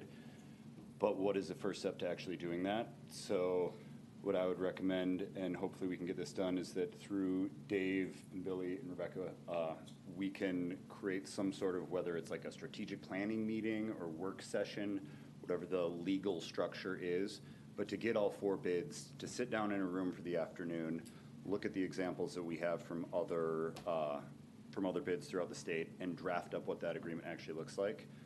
But I think that that needs to be something that is facilitated with Dave's expertise, Dave's professionalism, to get all 4 of those in one room and collaborate together so that we have something to present to you guys, so that we didn't stand here and tell you all about what we need, leaving this meeting feel like we're all on the same page, but there isn't an actual plan forward to get those operating agreements done as a very first step. So just a Thank you. Don't you love getting volunteered for things that? Okay, I think this could go on a while, so I just want to refer to, so this was your idea, so how did you see this? I feel like this could go a long time, so which would you? Let's say 2 more people, if they have little. We'll take 2 more people if you can keep it like within a couple minutes, but then I would also encourage folks to reach out to us separately, since we are coming up on 2 hours. The city council's packet for handbook specifies a year, hour and a half to 2 hours. Doesn't say a hard fast, but if that 2 hours gives you a guideline, I think we're getting pretty close to that. So. Okay. Okay. Are you guys picking who's gonna, we have the former council member. Would you like to? You guys all knew I couldn't do it. It was killing me. I want to thank the whole city council for having us here and for all of you being here to listen to us, especially Councilmember Brewster and Felton for putting this whole thing together. That was really nice. We really appreciate it. And just a little history, a little bit downtown. I bought a building down here in 2003, and a lot of you maybe don't remember what downtown looked like then. But the upstairs of my building was all blocked off, and even the downstairs was owned by Associated Bank. Even in 2003, they left downtown to go out by the mall. So Mike Schatz was pretty excited about it, and I went down there at nights, and I'd be demoing that thing, my name and address. Dave Strobel, 443 Roosevelt Ave. I'm East Side Hill Neighborhood Association original member, Plan Commission member, City Council member, downtown business owner. Been on DECI and the bid for like 20 years. So I love downtown, and I think all of you pretty much know that. But so anyway, so I'd be down here at nights tearing stuff apart, and I went outside on Christmas, and the downtown was so dark and dingy, and there was no street lights or anything, or Christmas lights, and I emailed Mike Schatz. I said, you know what, no wonder anybody comes down here. It's dark, there's no lights, and you should light the trees. And you know what, it took the bid 20 years, but we finally lit the trees. So another little antidote for you here is when I was on council, probably in 2018, people were writing into the city, to the paper, and to Council President Kincaid, and complaining about all the brush growing out of the tree grates and all that stuff. And she would love to send me that stuff just to poke a little bit. But I would bet Council President Berge has not gotten any type of bad emails like that. Mostly, I'll bet you they're praising downtown, the way it looks. So I just want to say that we have a very high-functioning group here, and something drastically different has changed to us in the last year or so. And my reason for bringing this, or wanting to bring it to council, is because I understand we're told that these are policy decisions, and I understand where policy comes from. It comes from the council. So if the council gives direction to the administrator, this is the policy we want you to do, which will help us work with these bids, then that's probably what should happen. And it doesn't, legal. I'll go to legal a little bit. You could put 10 lawyers in a room, and they have one thing to look at, and they don't have a separate opinion, right? But if our direction is to go this route, could we make that work within the legal requirements? Could we make it work? And I think we could. And I guess that's kind of what we're asking you is, this purchasing policy is onerous for us. It's really onerous for us. We can get out of it if we can contract with DECI and go that route. But if we didn't have to deal with purchasing policy, which we never have for the last 40 years, it'd be a lot easier for us. Another thing that City Attorney Nick and I, we've been in a lot of meetings together this year, and we agree on some stuff and we disagree on some stuff. But one thing we think we did agree on is when we're told that city staff has to take our minutes and attend our meetings, and then that we're going to be charged for that, that's not a legal thing. That's a policy decision. So those are all things that you guys can help us address. Those are policy decisions. And so I guess that's what we're kind of looking for, is just help us try to get to where we want to. Maybe ask, put it to your administrator and your legal and see, can we make this work without being illegal? And to be honest, I think we can. So that's all I got. Thanks.